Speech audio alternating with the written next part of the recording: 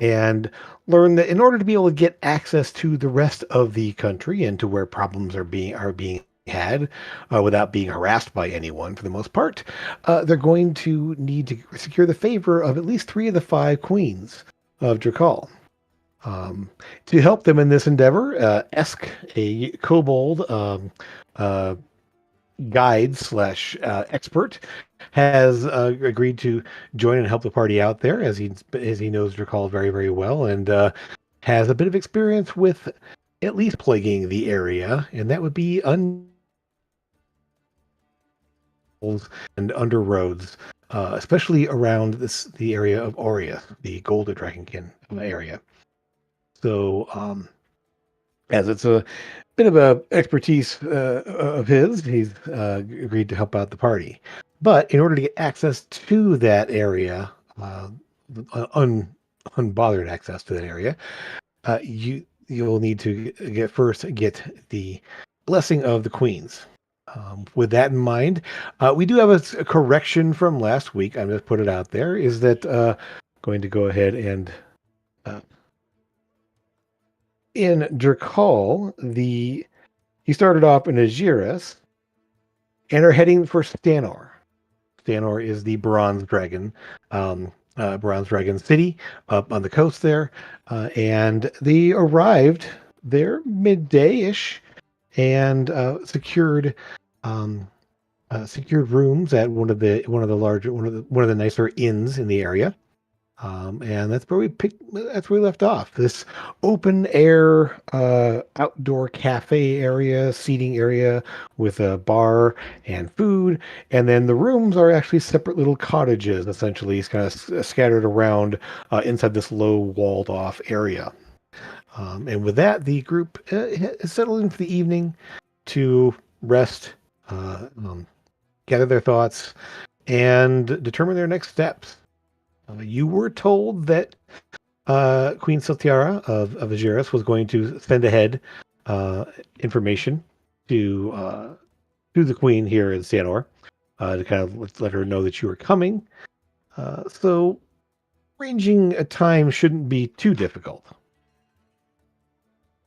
With that, though, you are here, and what would you like to do next?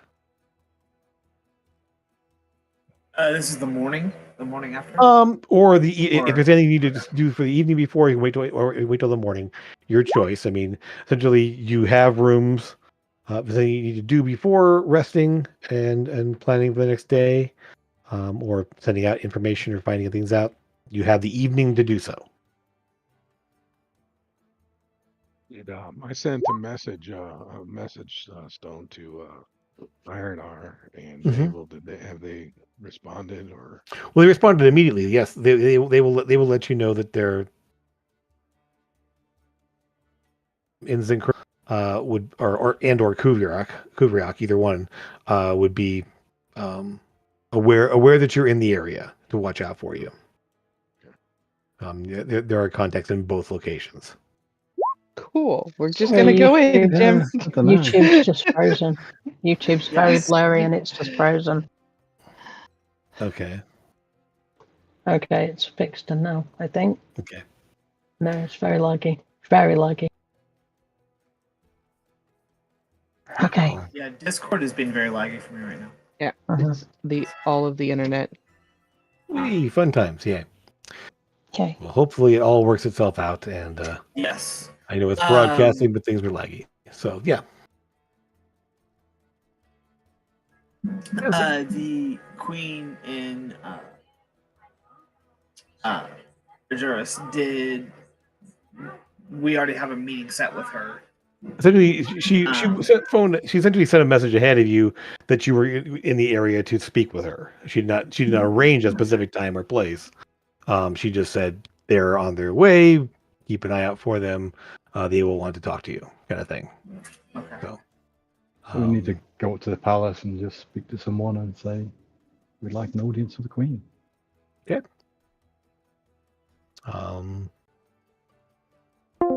Like merchanting trade hub for Drakoll.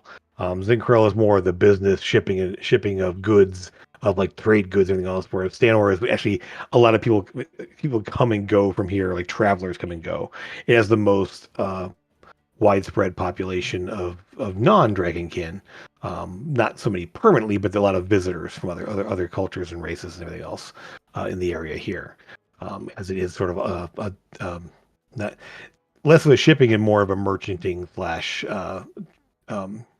tourist destination, I guess you want to call it, for lack of a better word. The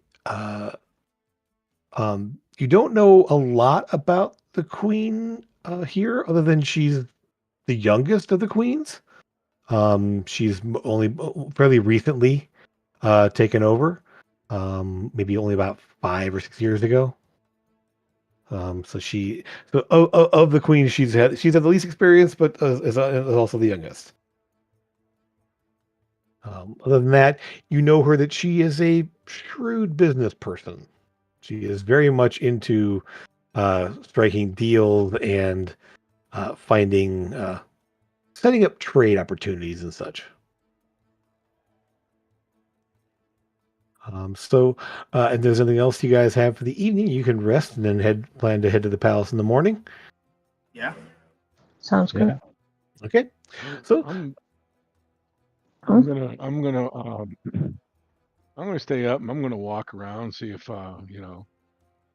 go into local established sherries and just kind of taste their ale and their stuff like that. And Yeah. kind of keep an ear out and see if I can get a pulse on what's going on specific. Just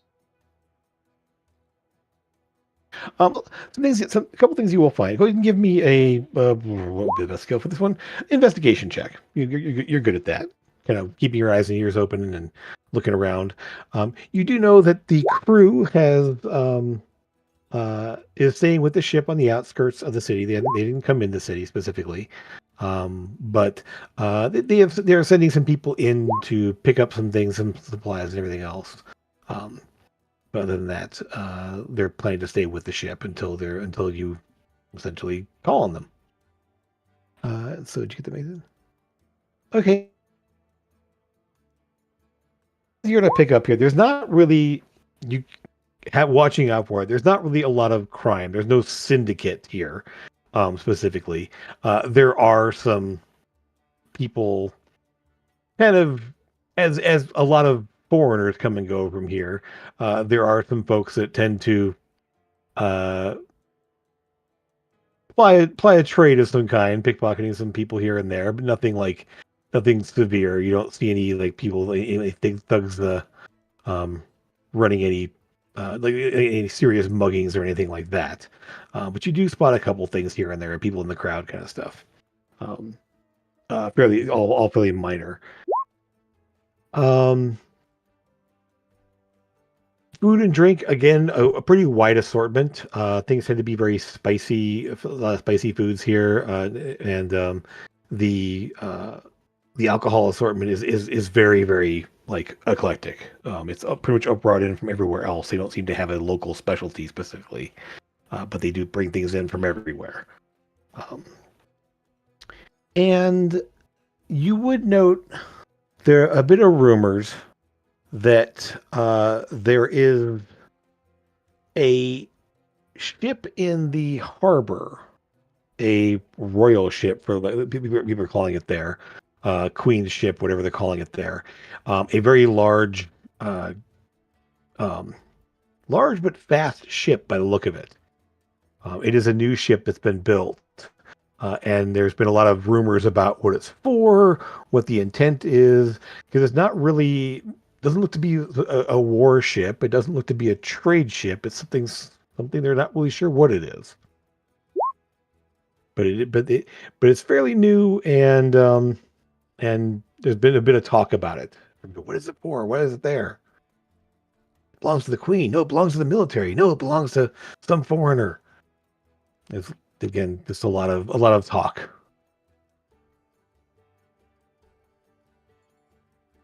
Anything else specifically? I will I'll kind of ease my way into some of the conversations and and try to lead it on into who would they go talk to find out who it belonged to and all of that, just to get just to get names and stuff of where I might want to go to take it out, take a look at it. I mean, You know, just kind of ease my way into that. You know, I saw the ship. If I wanted to find out, type thing. If I wanted to find out who belonged to, who would I go see? You know, without causing I mean, an uproar or anything like that. asking about it, they say, well, you can see it. It's down in the harbor there. Yeah. And they kind of in the main harbor over there. It's a big ship, kind of dark wood. You can't miss it. The most prevalent theory is that it belongs to the Queen or the military, but there's no like official flag on it. There's no official thing on it or anything else of that nature. It's not flying any specific colors or anything else. However, it's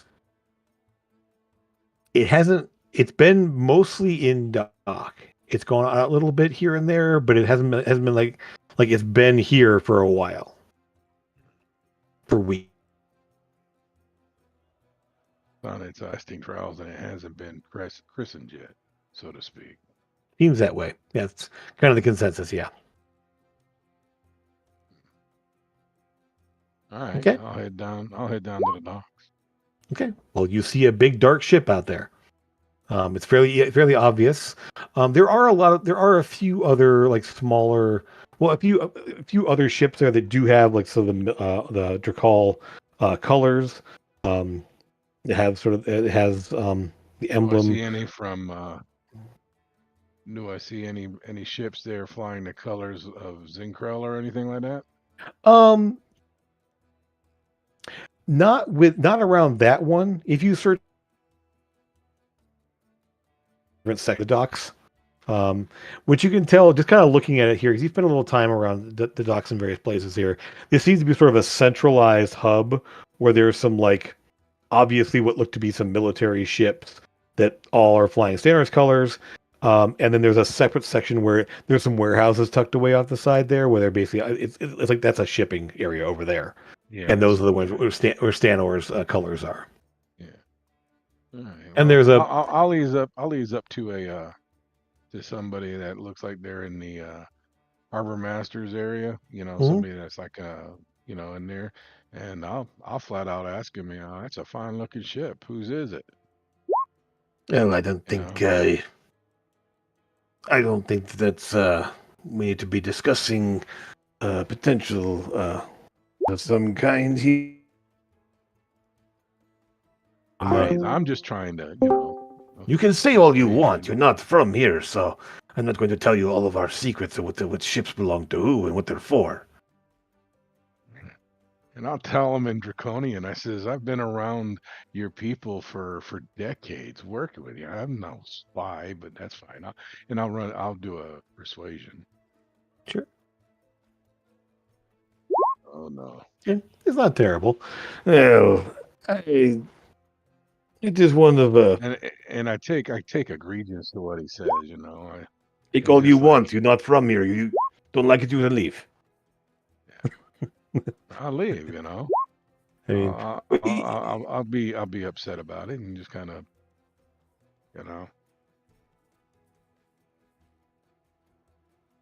the else to smooch. I mean, if you spend enough time at it, you can spend the whole night messing around in here if you want. And we kind of move this along so the rest of the party can do stuff too. But will see. I'm not. No. What I mean is, you will eventually tease out that yes, this is it belongs to, most likely belongs directly to the Queen. What the purpose is, it has not been made clear. That nobody on the docks knows exactly what it's for yet. It's definitely a new ship, and has definitely been customized in some ways that are not clear. People are not willing to give up that information, and so if you were a bronze dragonkin, but I wasn't like trying to ask state secrets. I know. Yeah. It kind of it kind of is a state secret, is what you're kind of getting at. Yeah, You kind of narrow it down that, oh yeah, no one's going to tell me this information because it's not general knowledge and it's not for people who aren't part of the guard / military, whatever, to know that. So, well, so while Grim's out collecting information, anyone else doing anything back at the tavern or around the area there? Just enjoying it. A fairly good mix of visitors.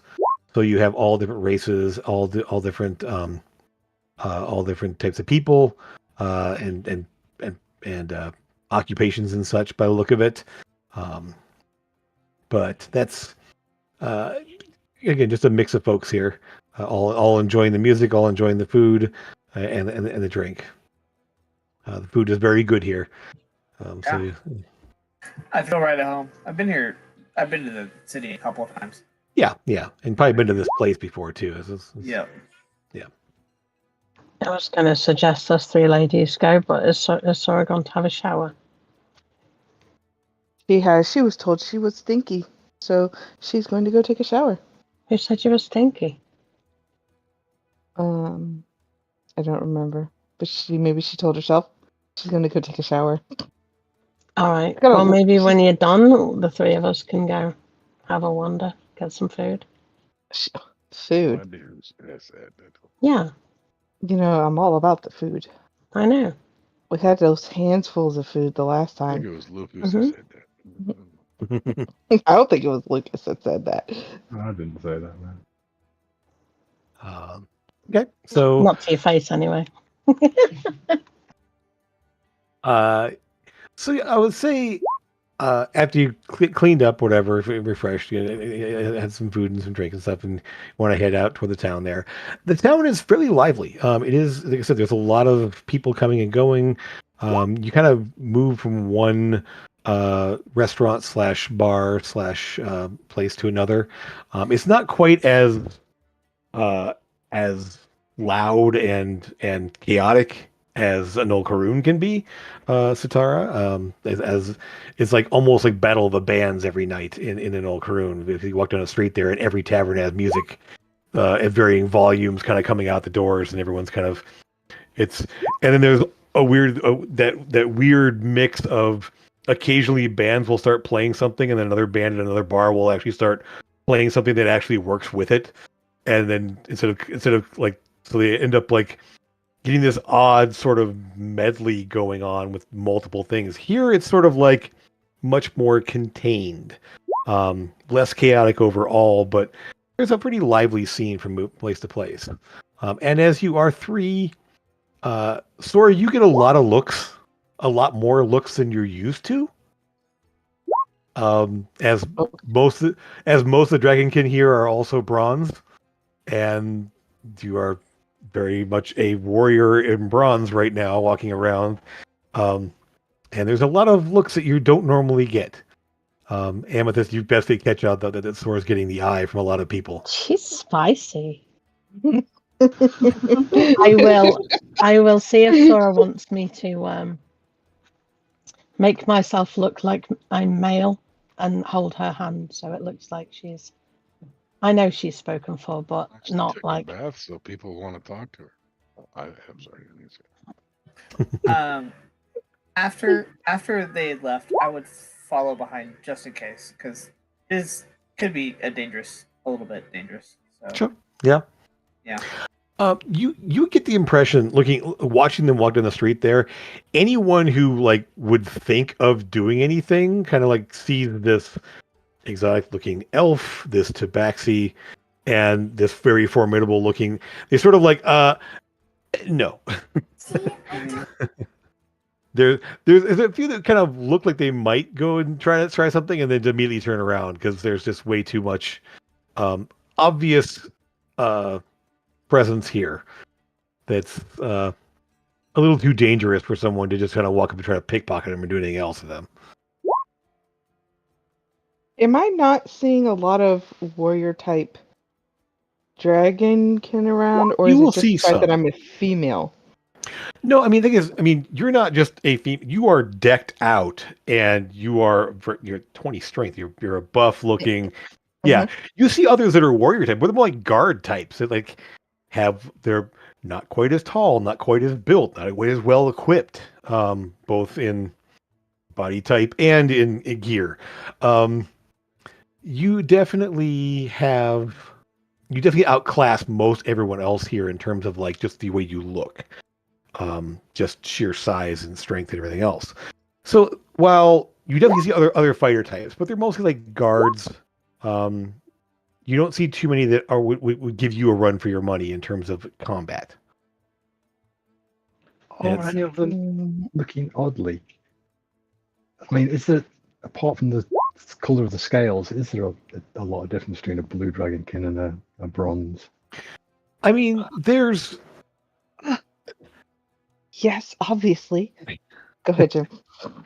I mean, they both have that lightning aura about them, and they both have. But there's similar build. I mean, Sora didn't change her physical characteristics all that much, other than the color of her scales.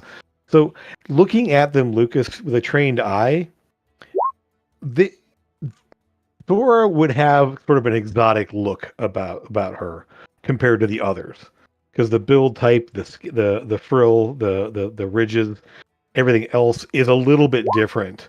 And so she does stand up a little bit in terms of just the body type and just the markings and everything else. So there's a bit of that, oh, this person's not really from around here, but they're still bronze, obviously. So you sort of get the impression, like kind of watching that's what kind of the impression you're getting. Yeah. She's spicy. Amethyst. There are a handful of tabaxi around, more than you've seen other places. Like as you walk places, there are definitely tabaxi here. Hi. And they sort of they kind of see you and at first you don't think you recognize anybody. I mean, in terms of people you've seen before, because you haven't spent a lot of time here specifically. But I mean, it's just weird seeing more than normal. We knew of like 2 or 3 that you ever saw around Port Oris with any given area, and the only one you've seen recently has been Eyes and Ears. So, Eyes and Ears, yeah. So to see some wandering around the street there is kind of like, oh wow. Yeah. I go talk to him. I'll take Sora and Satara, drag him over and say, come and eat the tabaxis. Do they know how to brush their teeth? Do I have to teach them how to brush their teeth? No. Oh, damn. They'll be fine. So you'll see the odd look of look at your companions. Good evening to you. What can we do for you? I just came over to say hi. It's been a while since I saw anybody from home. You've been traveling then, I see. Yes. You have interesting companions. We've been adventuring. Yes. Well, you definitely have to look a bit all the special gear and that you all have. And kind of looks over you, and the other one just sort of the other one sort of like just kind of calmly like sipping his drink slowly, like watching, listening. A little more cautious. The other one is obviously. Yeah. You've been traveling long, have you? Yeah, about a year now since I was home. Many stories then, I see. I'm sure. Lots. Well, How was the Everwind Plains these days? Good. Windy, wide. Lots of people traveling from places to places. She's a bit windy and wide as well, so Wow.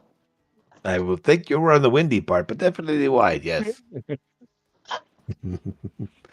I'm kidding. I will have my face full Beep of beep food. when she Stop. backs up. I'll meet skewer like how? What? Huh? Yeah, Oh, that's I just rude, wanted to Amethyst. say hello. Anyway. And you, I looks at you, Sutara. I was like, are you from Scarlo? No, never Oh, been there. interesting. Did not realize that the elves were commonly found other places, but good to know. You have a very different look about you in terms of your clothing and such. We don't get many from Scarlos here, but they do come through. He's not from Scarlet. I know. I'm just saying. The ones that are here do look different. I just wondered. Yeah, she's very special. They are quite far from home. Well, far travelers see many, many things and many tales. So, uh, enjoy your time here. I appreciate seeing a friendly face. Some are not so friendly here, but it is all right. Mm-hmm. Collect and trade stories as much as possible. Mm-hmm. I'm happy to trade stories. And essentially, I mean, well, I have we had taking a break from the caravan for a while, getting some supplies. We had a bit of a run into the west, got a little too close to Death March, I believe. Some terrible undead such that had wandered along the river. It was rather unpleasant, but they were dealt with, and then. But there were some injuries and such that had to be taken care of, and we are here to pick up some more supplies before heading back south. Mm-hmm. And well, if you ever do find yourselves among the plains again, look for the Aspen family. We are definitely happy to have visitors share our fires and such. I will do. Definitely. Amethyst, Mm-hmm. the Aspen family, you know. I do. Yes, Oh, they're your name dropping. yes, one of your siblings was essentially so common practice among Tabaxi is that essentially you'll once kids come of age they'll kind of trade families. Like some will go to the one family, other family to the other family, kind of swap there. And one of your siblings went to live with the Aspen family. Oh. Well, I'll say that. I'll say, yeah, one of. Well, You tell me. oh, You- okay. Okay. It was my brother. He went to live with the Aspen family. Oh, very good then. So you're from the Sky family then. Is that it? Yes, I am. Oh, very well met. I will have to pass on the information to your brother that we ran into you. Yeah, definitely. Tell him Excellent. Amethyst said hi. Very nice. Nice to meet you, Amethyst. Family of family and all that. Indeed. Outlaws. Yeah, I hope not. Some people like, and as you say that there at least go people kind of side eyeing the Tabaxi sitting there. That unfortunately there's some people that have that impression sometimes of us, but we all know better. I meant like in-laws, but not quite. You know. Oh yes, Outlaws. of course.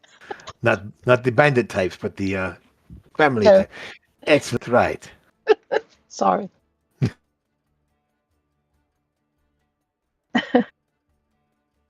So, you guys can move on there, but yeah, essentially, overall, the city has this fairly friendly, open aspect to it. It's a little strange, you as not being from around here so much there, and having spent time here. Thora, seeing so many other dragonkin is just getting weirder and weirder to you because you've never been around this many. Because like literally 3/4 of the people you see here are Dragonkin. It is Mostly weird. bronze, all metallic.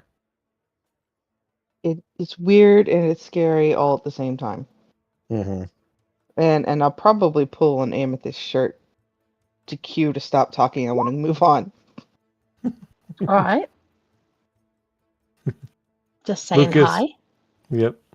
Lucas and Esk, as it seems like you're both following in there. You kind of see moving on, and you definitely catch a lot of odd glances, especially mostly towards Sora and Amethyst.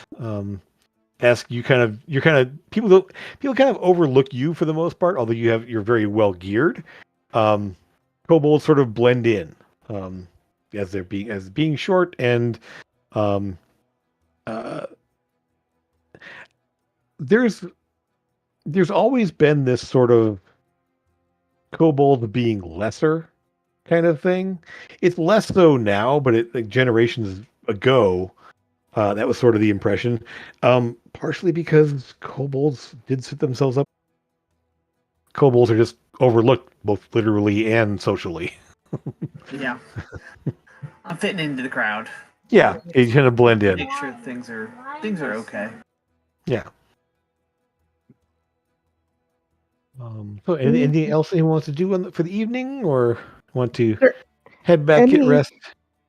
Any interesting shops? Not like food shops, but regular shops. Not too many that are open at night. They're mostly open during the daytime. So at this point, most shops are closed as either people are doing their business or spending time with their families or going out and doing other things. So there's very few shops that are open at night. The few that are, there'll be some like just general. I mean, think shops that are open all the time, like general store type places. Your fancy equivalent of 7-Eleven. 7-Eleven, you think it's funny? 7-Eleven out here. Circle K, whatever, Dollar General. Dollar General. Yeah, just those kind of like the typical places that sell a little bit of everything, for people that need those late night late night things. Okay. So nothing like super important. Just no. I mean, you see some things necessities. that, and what you'll find here, there doesn't seem to be like any like. You'll find like a person that there's obviously a shop you pass that's a blacksmith. There's obviously a shop that's that might sell armor or trade goods of various kinds, but there's not really, you don't see like too many craftsmen specifically. At least then it jumps out at you initially. It's just weird going from Port Oris where we have everything at our fingertips. Well, I mean, you have a feeling that you again, it's mostly closed up, so you don't know what's in most of these places. There's signs like they probably sell armor, they probably sell weapons, they probably sell other stuff, but it's not really obvious. Potion. Right. Yeah, you'll find an alchemist or apothecary of some kind around. I guess we'll have to come back in the morning if we're not pressed for super amounts of time. I mean, it all depends what you're looking for specifically. I mean, like there's lots of stuff to see, but without knowing like what you're looking for specifically, there are a lot of shops. Most of them are closed. So, all right. So you guys all gather back at the inn, and you're able to get an evening's rest. And in the morning, things are a lot less calm. A lot more calm. Things are quiet. There's very little. The noise of people talking and drinking and celebrating as the evening goes on has faded to just the sounds of the low din of conversation, people coming and going from various places, and let's see, probably going to be Esk. They will, as you approach there, there'll be a missive a paper of some kind. Something for you, sir. And ask. Yes, thank you. And it seems to be an invitation to the palace. Okay, I will go to the party leader. Zora, What? Me? Hi. knock on the door. Hi. Yes, this just arrived. Yes, it is a letter. We are good to go meet the queen. Oh, Effectively, there's no specific time on it. It's just an invitation to come to the palace today. okay. It's- I will. I guess you want to go wake up everybody else. We should wake up everybody, get some breakfast, and then head over there. Okay. Yep. That's what Alright. we'll do. We're awake unless Esk gets up at 5 a.m. like somebody else I was used to. going to say. No, Ask was Probably not not. up at 5. Ask was not up at 5:30 a.m. There was no So- alarm. No, as much as we miss Eldon, with that, definitely so don't miss his alarm clock. with that in mind, who is the first person up these days? Not me. Sora. Probably. Sora would be the first one up. She's now gotten used to the Eldon alarm, and she's probably up training first thing in the morning. Okay. Satara probably gets up fairly early. He's Yeah. not used to sunlight coming in windows. Still Sure. hasn't gotten used to that. Yeah, that would be weird. That and yeah, I mean, you also don't need to sleep the whole night, so you just need your 4 hours of meditation, so you can be doing whatever you need to be doing. Okay. Sora. Sorry. So Sora, you're able to get your time both practicing and setting up your spells and everything else. Satara, there's obviously as you traveled to Stanor, the presence of that dark presence that's out there was lessened. You as you're moving sort of away from it, but it's definitely still present. You see the signs in the stars as you look at the sky at night. It's as you watch, it's almost like to your vision that streaks of dark will sort of radiate out, blotting out the stars temporarily as it sort of like just wink out and then eventually fade back into view. And it's ever present here. Not as strong. It's not, the presence isn't strong, but it's definitely having an effect. Okay. There are people walking around that seem to be not fully under the influence, but feeling the effects. There's just people that sort of like you in last night and in your meditations and everything else. It's as if as those stars wink out and fade back into view, there are people who just suddenly will stop for a moment, kind of just staring off, and then as the stars fade into view again, they'll move on again. Like they sort of like pause, and like they're not like being controlled. There's nothing attached to them, but they're definitely somehow sensing the presence. There's no rhyme or reason to who specifically. There's just random people here and there seem to just pause as the stars shift and move. The presence is definitely here.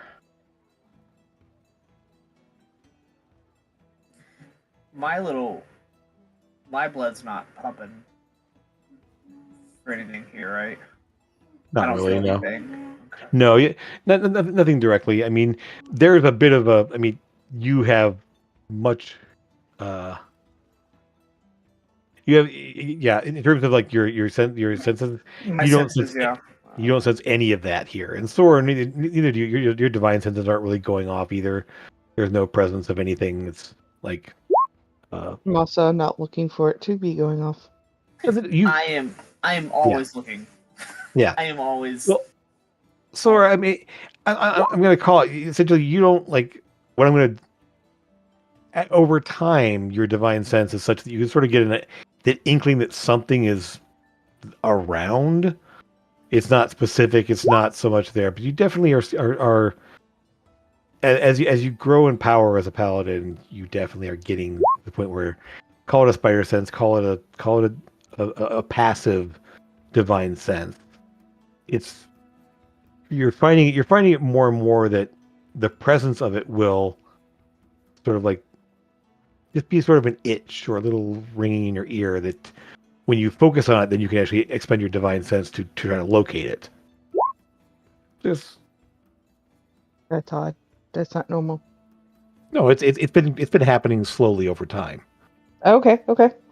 Yeah, it's just like you haven't had a lot of proximity to undead. You haven't had a lot of proximity. It's undead, fey, and fiend. Is your divine sense? No, they fiend, and I believe celestial. Celestial. I will look while we continue. Yeah. Okay. So, anyone else would like to do in terms of the morning check-in, changes, swapping out spells, or anything else you want to do? I don't have any spells. Those of you that have it. Those of you that can. Yep. I'm still sleeping, so nobody's woke me up yet. I got in late. Yeah, you did. Yeah. I'm doing the old coffee and smoke early in the morning. Okay. Yeah. So there's. So eventually, you're all eventually awake, and can at some point head to the palace. This is anything else you want to do in the morning. There's nothing I want to do specifically. Okay. It is celestial fiend and undead. Okay. Yeah. There will be an occasional, and enough that you sort of like, something's there. There's a couple of celestial presences. Nothing strong, nothing major, but there's a few here and there. Maybe even a fiendish one or two. Well, that would be a little bit more cause for concern. Would it? It's probably just Raymar. I mean, Grimbar. It's just Grimbar. Nope. No, I would have sensed him a long time ago. I am an angel. You know, I'm a savior. I've saved everybody in the party a few times. Lord. You Minus- started it. Minus when getting attacked by a certain party member. Yeah. I mean, I'm not really gonna follow that or anything. I'm just gonna be on alert for it just in case. Sure. Mm-hmm. Okay. So, as you gather yourselves, get your set up there, you will head off toward the palace. And the palace is a large structure, domed roof, a series of arches, and effectively a large series of buildings. This isn't just one large building. Has a and it just the whole city is sort of like centers on this, and past this you can see the hills rising up behind the building there. It's almost built right up against the base of the hills, and the hills the hills here are very rounded as well. They're very worn over time and erosion and everything else. There's no jagged peaks or anything else. It's very rounded hills, and kind of very similar to the building style here as well. The hills have a very much a smooth, rounded texture to them as well. But as you approach the palace, you will see various guards in full armor and manning the walls, and across the top there you will see archers and crossbowmen just keeping an eye, looking out there. As you approach, nobody alert draws weapons on you, but they do sort of obviously watch your approach. And at the main gate, you are stopped by two. These are probably the largest, most well-armed looking dragonkin you've seen so far. Both bronze, one male, one female, very similar build, very similar height and look to them. Each carrying pole arms, of glaive style, essentially the long pole with the curved sword at the top there, and just sort of wait there. And the female, one of the two there looks at you and. What do you have to bring to us today? I will show them the letter. Excellent. I've got it. Has he given it to you? He gave You it to me. guys did wake me up, right? Yes. Yeah. You're all Yeah. Sure. I said you all got up and on your way. Yep. Yeah. So once you've all had a chance to gather your things and get up. So, she looks over the note, looks at her companion. She nods to him. He nods back. They step out of the way. Beyond is not the doorway. The doorway past them is not closed. It is open, and you can see there is a long hallway, kind of stretching into this building, kind of from the far side over here. You're heading on in. As you enter, there is a massive domed skylight in this entry chamber, such that you can see it is brightly lit inside as the sunlight is streaming in from the rooftops. There's also sconces all on the walls there with natural looking. It looks like flame, except occasionally you'll just see sparks of bluish electricity dancing inside of it. So there's a little flickering flame, but there's little like sparks running through it occasionally, from all the sconces on the wall, giving a little more shifting light to the chamber there. Very elaborate mosaic tile on the floor, all in whites and golds and blues that just sort of almost shimmer in this light as you approach. It's all very clean, very, very elaborately decorated, but there's no furniture or artwork on the walls. It's just a natural way everything is built. You enter, and every 10 feet down this hallway, about 50 feet long, you will see another pair of guards on your side, just nodding to you as you walk, acknowledging your approach, and it ends at the first doors you've seen, large stone doors carved with various. It looks to be the stonework is carved with like storm clouds over a coastline, and there are various carved ships on the water below that, under the storm clouds. The last pair of guards at that door will nod to you as you approach, and it looks like you're walking into a courtyard. There's grass, there's trees set up there.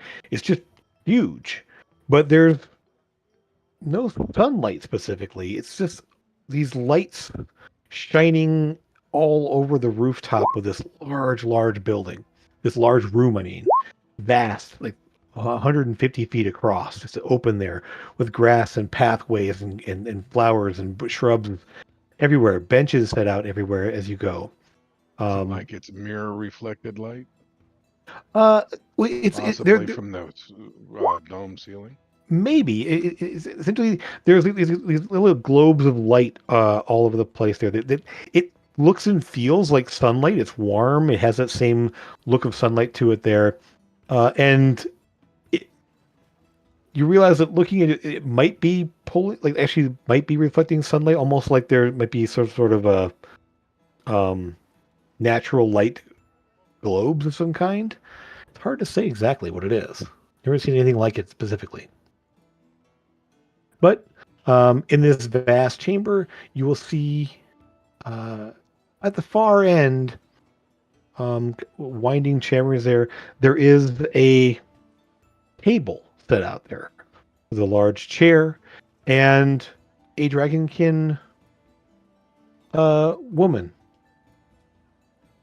standing there in sort of robes, elaborate headdress, robes of kind of white and well, white and bronze essentially, matching almost her skin. She's looking over what looks to be maps stretched out on the table there. As you approach, she looks up at you. Ah, I see that you are here. Siltara said that you were a formidable-looking group, and she was not mistaken. I am Gordiana, Queen of Stanor. Please approach. And you'll see as you do, there are at least a dozen guards kind of tucked out of the way. One of them is a very military-looking person, but not. They're obviously more decorated in terms of like probably like a general or maybe an admiral or something like that. She's this other individual is standing at the table with her, like looking at things, and they're kind of looking things over. You don't see any others in the area currently. Please approach. I am happy to meet all of you. Very nice to meet you too. And her eyes kind of linger on you, Sora. I do not know. You are not from here, are you? You have a different look about you. No, I grew up in Shorehaven. Excellent. A fine city, as I've heard. We don't have any direct trade there, but it is one known to us at least. Very nice to meet you. And she will, whatever names you provide, you can choose to give your actual names or not. She doesn't seem to mind anything, but she seems happy to see all of you. Why would we hide our names, Jim? I don't know. You tell me. Do you give her your name? Not really much point in not being blue and then just telling her what your name is, though. Oh no, Sword doesn't give out her real name ever. Huh? Every time at the very beginning, remember she signed her fake name. Yeah, but ever since then, it's been... that's because it's people we knew. Sure. So we are you giving a fake name? And what is your fake name? I don't know yet. It's only been 2 years, I mean. Only 2 years, yeah. Nora. Nora Socroxis. I'll ask her if Queen Satira informed her why we wished an audience. He did say a bit of what was the intent of this. You are here to right some of the problems plaguing our region, and in order to do so, you must be given access to places that outsiders would normally not be able to do so. My area is not so closed off as the others, so you don't need that for my area that I oversee, so it is not an issue here. But for my favor to travel the rest of Drakoll, I would be willing to provide that. However, there is something... It is quite fortuitous that you are here. I do have something that you could help me with, and in exchange for that, I will gladly give my favor. Oh, yeah. What is that? She points down to a map in front of her. My two predecessors, they had tried to secure diplomatic and trade agreements with one of our neighboring lands. And unfortunately, they were never able to do so. I wish to change that. Which neighbouring land would that be? That would be Stormspire. And Eldon, you're like, Hold on. sorry, Yes. Esk. Yeah, looking over there. Yes, sorry that Yes. Esk. He's Eldon-esque. Okay, so He I hasn't did got the last whole- week twice. he hasn't got I the know. whole This thing week yet. once. I know. We'll get there. Yep. So Eldon-esque Esk. words. Esk is you're if you're from this region, you know what Stormspire is. Amethyst, you've heard of Stormspire. It's let's just bump out to the main map. It is this island right over here. Oh, okay. This one here. You are currently right here. This out here. There's stories about it, Amethyst. You've heard stories about Stormspire. Esk, you've again mostly stories. It's all volcanoes and stuff there. No volcanoes. That's out here. that's the other big land there. No, what's here is an ever-present storm. It is always shrouded by storm clouds, lightning, and thunder. Very treacherous. Isn't the storm giants there? It is said to be the home of the storm giants. Yes. Yeah. We learned some type of lore on that recently. Yeah. And it's one of those ones that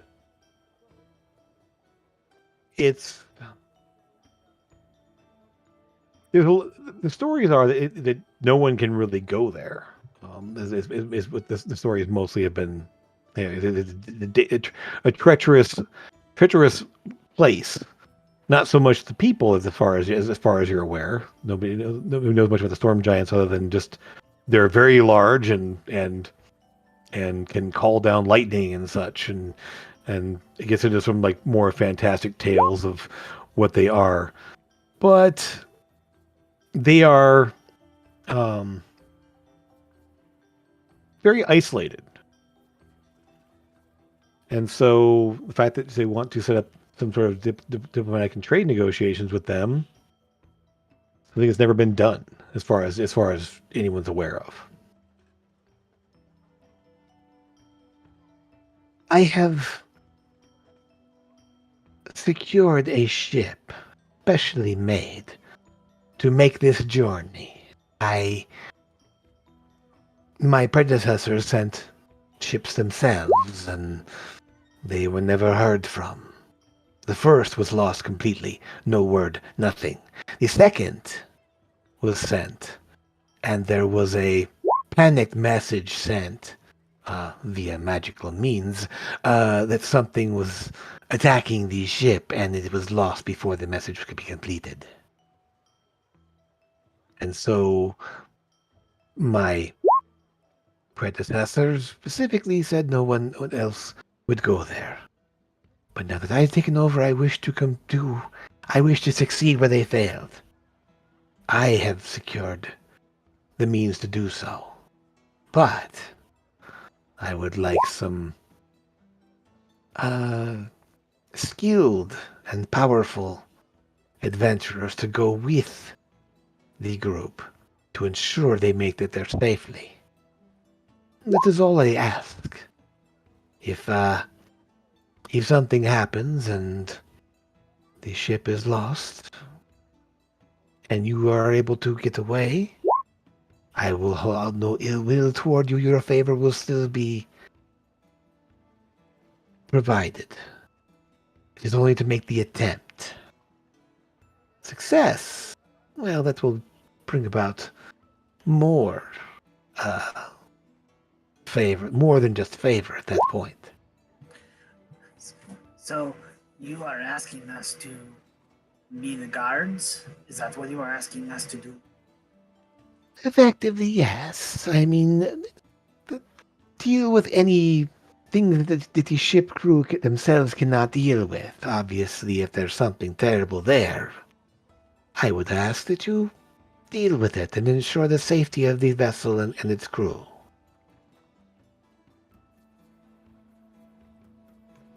Is everybody up for this? I mean, I would prefer to grab some health potions if we could do that, but yeah, You just Yeah, got sure. a ton of them. What are you talking about? Just I bought don't have any. loads. You guys got 10 basics, 4 greater, and 2 superior. Oh, I don't have any on my sheet. That's fine. And That's all. put them on your sheet. Okay.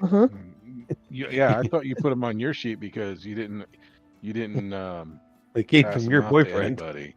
I was going to say, I was gonna say, you we were the got 'em one who when was we went- given them. When we went to talk with your boyfriend and his grandma. Yeah. You Yeah, were yeah. the one who was given the potions, so if anything, they should all be on your sheet right now. Yep. I'll Unless look. you've Hold on. distributed them. So, yes, the ship is called the Storm Chaser, and it is in the harbor. It's You a cannot- beautiful ship too. Oh, you saw it. Very good. beautiful. Yes. Yes, a Yes. beautiful ship. I did some trading to ensure the I secured some ironwood elixir to treat the hull, making it extremely strong and able to withstand any damage from the sea itself. So it should be quite resilient of a ship itself. Yes, it was quite an expense to gain enough elixir to treat an entire ship, but I think it will definitely be worth it. If only I could continue the negotiations to actually get the formula itself to have more of it. That I would very much be happy to do, but I'm still working on that. Potentially the revenues and things I would acquire from Stormspire would help with the trade negotiations for that deal.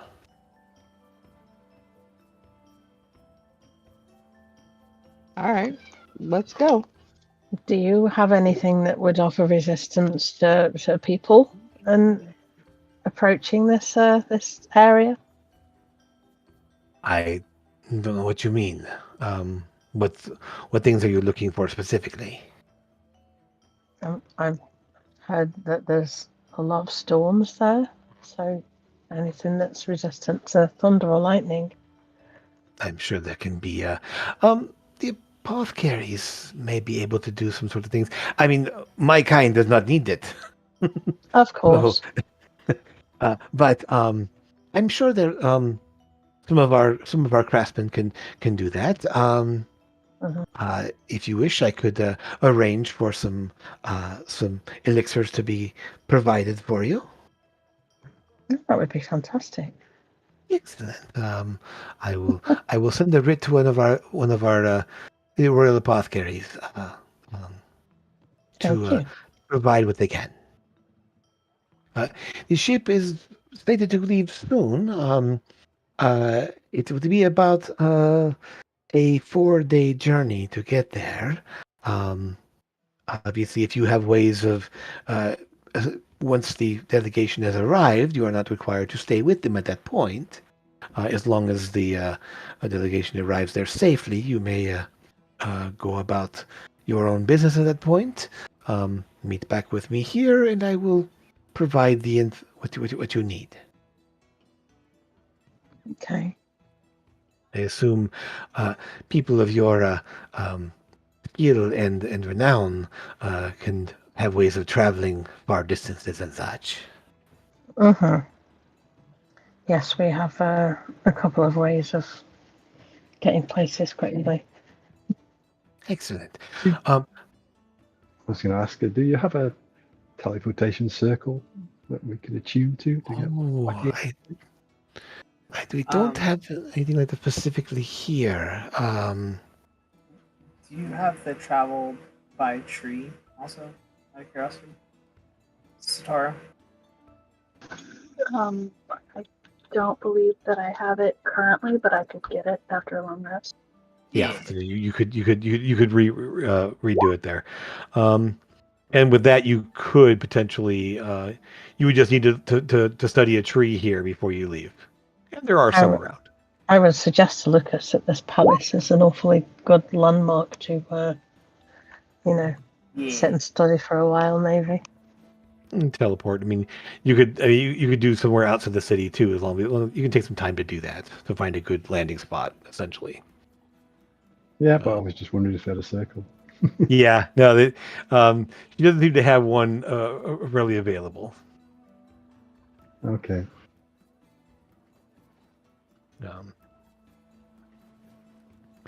Give me an insight check there, Lucas.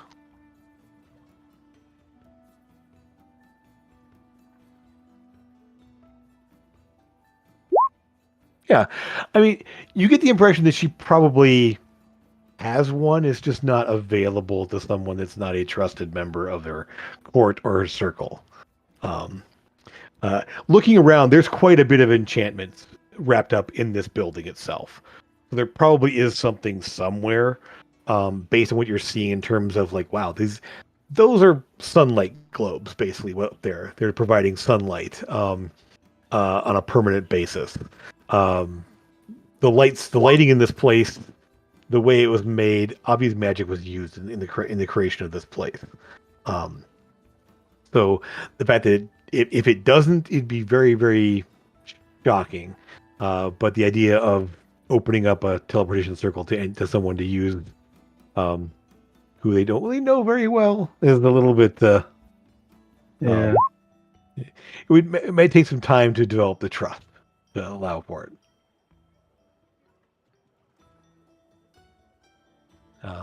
So, if you wish to rest somewhere, I can provide some place to ready yourselves for the journey if you need to do anything. But Captain Rion will be able to meet you at the ship when you're ready. Just report down, go to the docks, and let them know that you are there for the mission, and they will be happy to have you aboard, I'm sure. Sounds good, thank you. And Sora, as you've been talking to her, you realize she's probably somewhere in her 50s, maybe late 50s or so, early 60s at the most here. Definitely younger than Saltiara was. Definitely younger than your grandmother.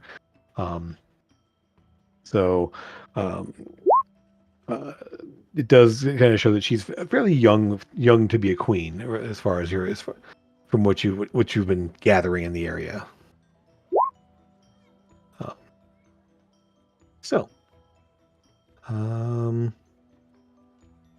Okay.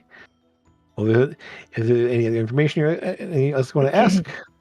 Is that odd, Jim, to have such a young? I mean, you don't really know. I mean, she's definitely somebody has picked up that she's the youngest of the queens currently. I mean, it's effectively she's old enough to be a grandmother. Okay. Which is roughly about the time when a queen would be potentially there. So. Okay, that's okay. I was just checking to make sure. Yeah. See if I should know that would be odd or anything. It's only odd in that the one queen you met so far definitely was much older than this one, and your grandmother's on par with Sotiara in terms of age. So she's younger than your grandmother. I would say that much. Okay. Thank you. With that, she will. So I will look forward to hearing from you and your successful assistance with this matter. I'm sure you will do wonderful things. And when you have completed the task, regardless of the outcome, my favor will be yours to do what needs to be done.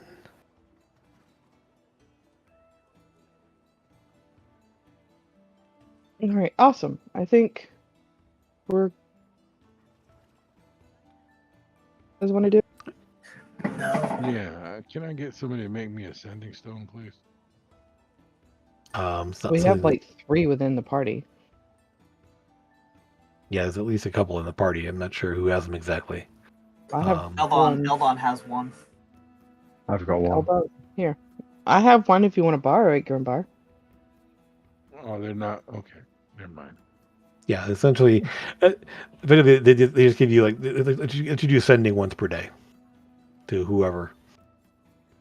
And if you happen to have a pair that are matched, you can do sending back and forth a lot easier.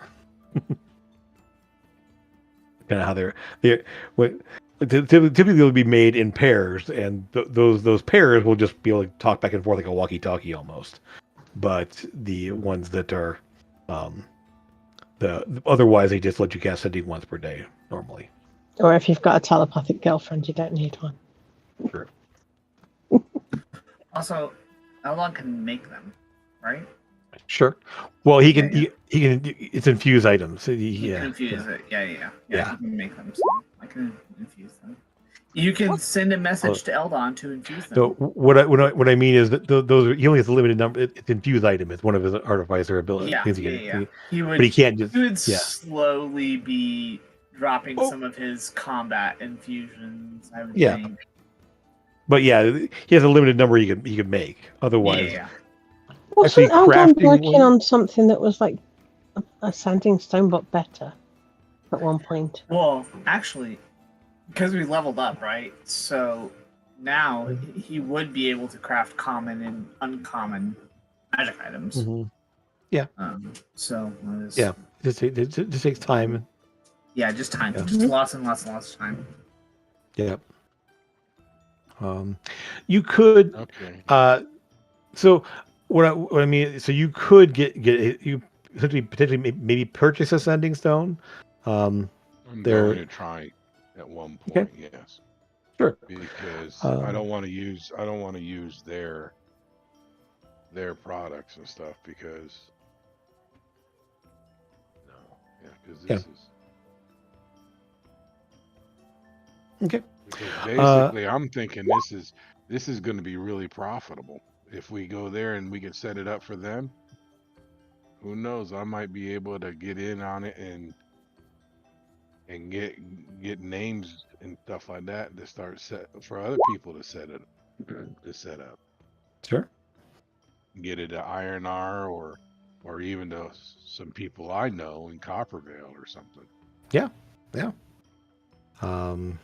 Sure. I mean, it's a bit of a longer haul to get out there from Coppervale, but it definitely could be done.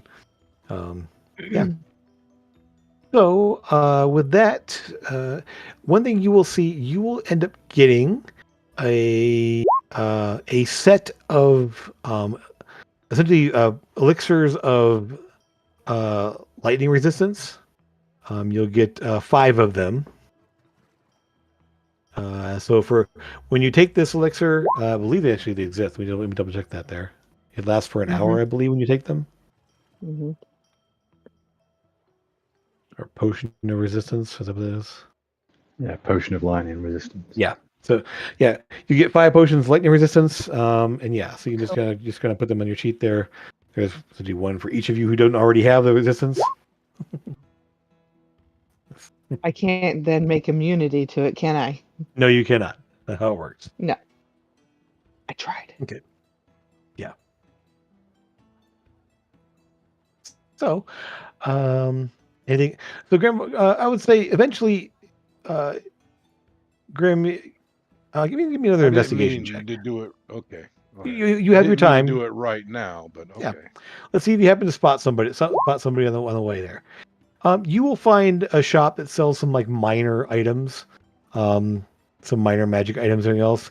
A sending stone would be 500 gold. Okay. It's not linked to any other sending stone specifically, but it is. But you can get one for 500 gold. So let me. Do you have to attune to it? Nope. No. Nope. Does not require attunement. Not in my game. It's just it's a cell phone. There's a lot of everyone's got something to let them talk to somebody else.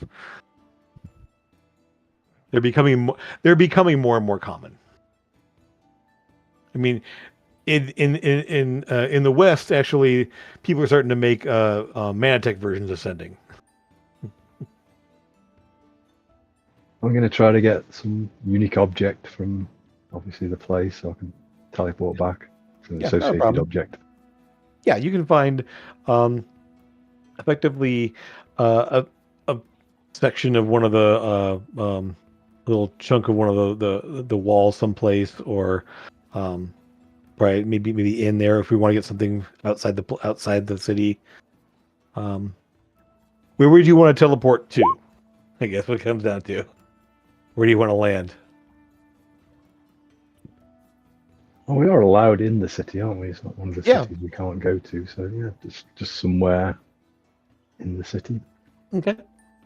So the inn you were staying in, there's that little low wall all the way around it there with the open air eating area. You can just kind of take a little chunk of the wall there.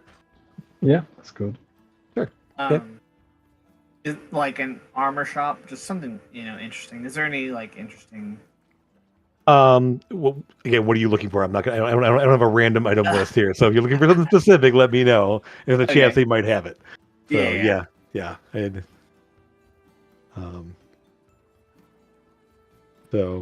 I mean, you'll find some places they'll have like +1 armor, +1 shield, +1 weapons, that kind of that. There'll be an armor for some basic stuff there. Effectively, they don't have anything like major in terms of like higher level things. Or they may have like a +2 something, but they ain't cheap.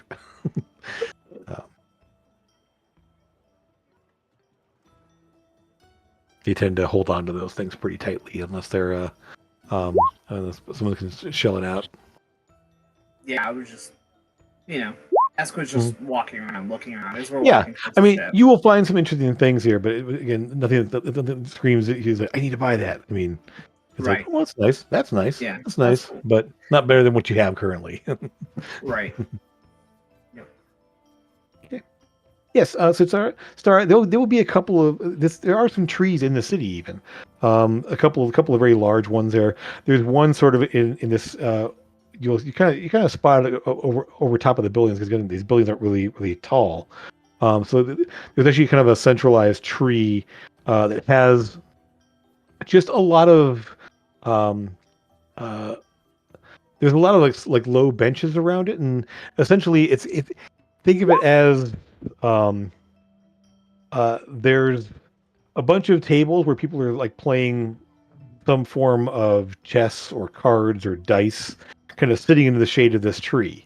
There's these little tables people are sitting at there, just playing games and such. It's like it's a small park.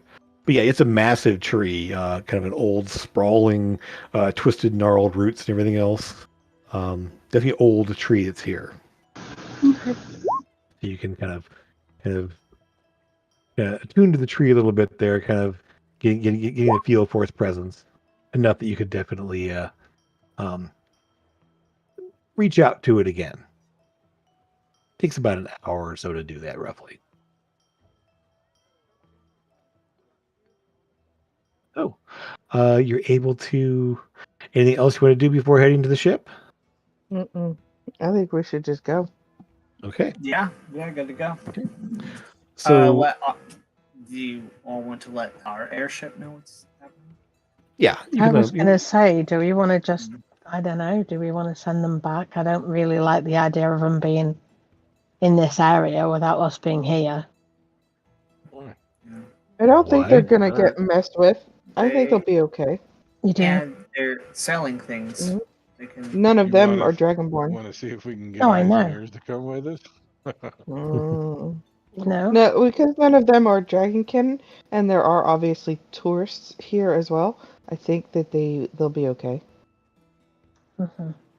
I mean, So what is this? That last input you put on the bottom there, That's the Sora? potions that I That's gave you. potions. That's all the potions. Sora just gave out loads of potions, and I just put it all in one message, just so everybody knows what they're You getting. because you increased it. She said 1 greater, and you gave me 2. Yeah, Because because if you Satora read, gave you one. Sutara gave you one too. yeah. So basically, Oh, okay. so you can have 2 instead of 1. Yeah. Yeah, and then I can't find a basic healing potion. It's just called a healing potion. It's just called a healing potion. Yeah. It's a common item.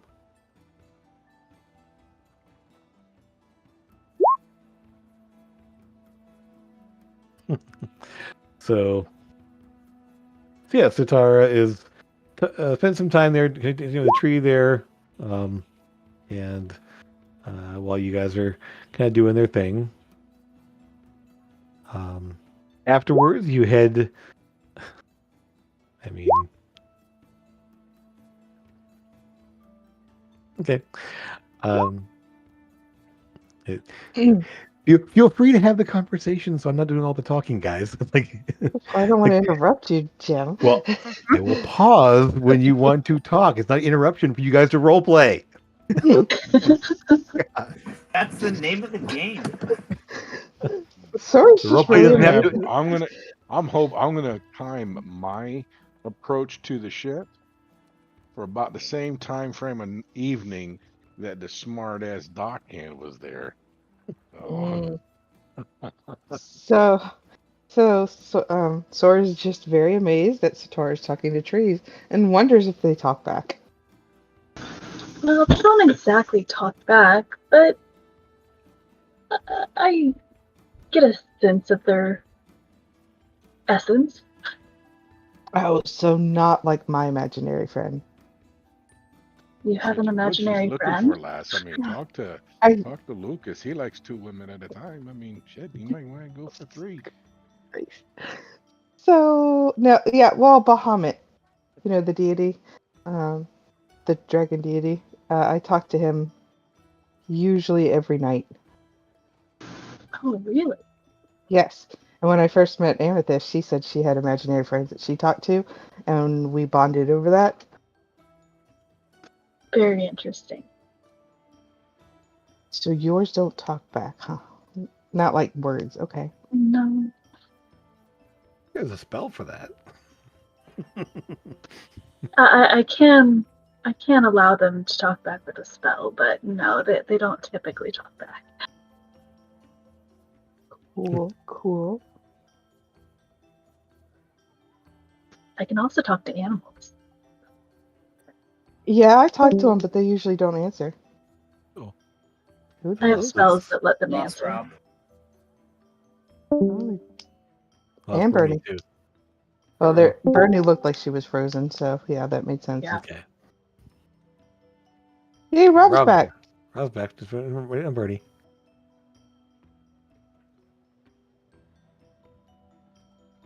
Mm-hmm. Yeah, Bernie was either frozen or sleeping. I'm not sure what. Yeah. Yes.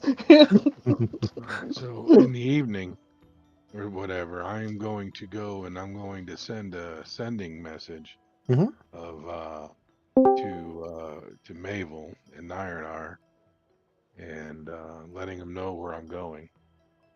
Heading to Storm whatever island and Mm-hmm. possibly getting trade information. Trade to know. contact names. Good to know. I'll keep us posted. That sounds like a very dangerous thing to do. And if I Essentially. die, the other side. What's happening? Check in tomorrow. Let us know how it goes. Sator and I had a conversation about imaginary friends and how I talked to Bahamut, and then Grimbar is puffing out his peacock feathers to this dock worker guy about how we're getting on that ship.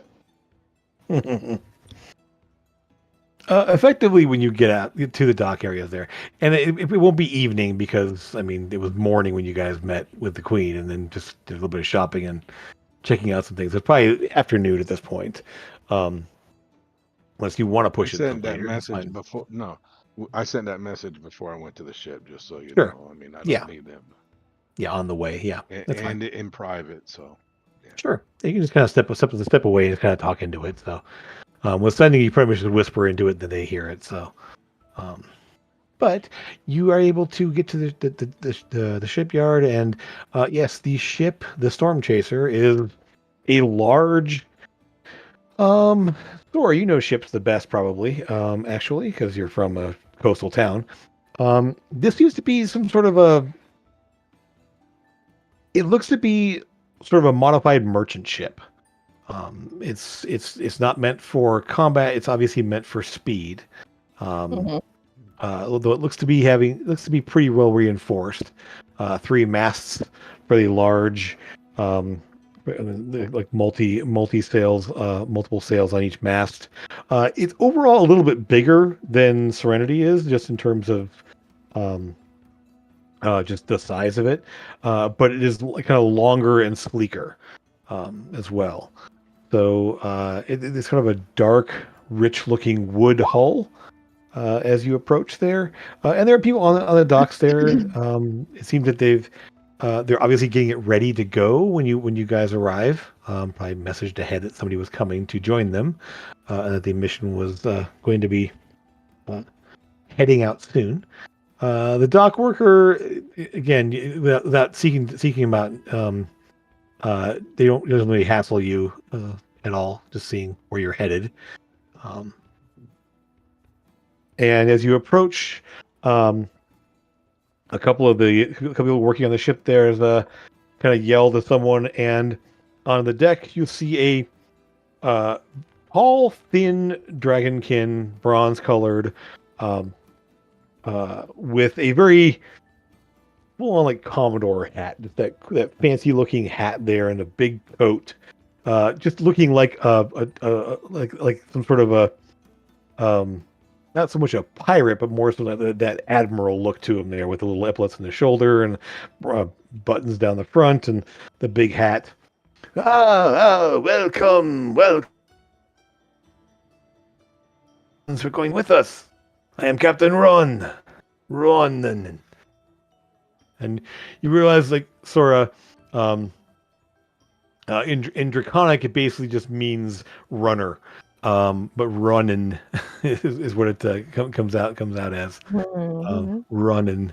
And he's please come on the board. I appreciate how you coming to join us on this journey. I am excited to be taking part in this with this fine ship, and with you with us, I'm sure we will succeed where others have failed.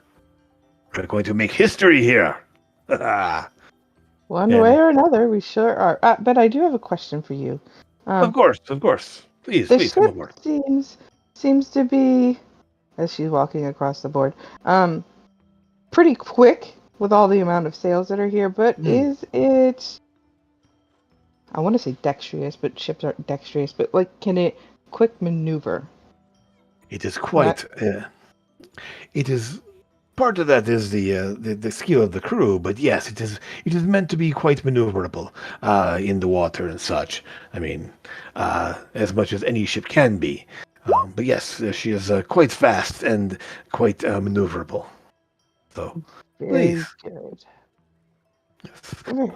I have had her out on a number of times on the test runs, maneuvering around the reefs and rocks in the area, trying to make sure that we have enough skilled hands at the helm to make sure we are in good hands getting there. Esk is going to nervously get aboard, still not 100% on boats.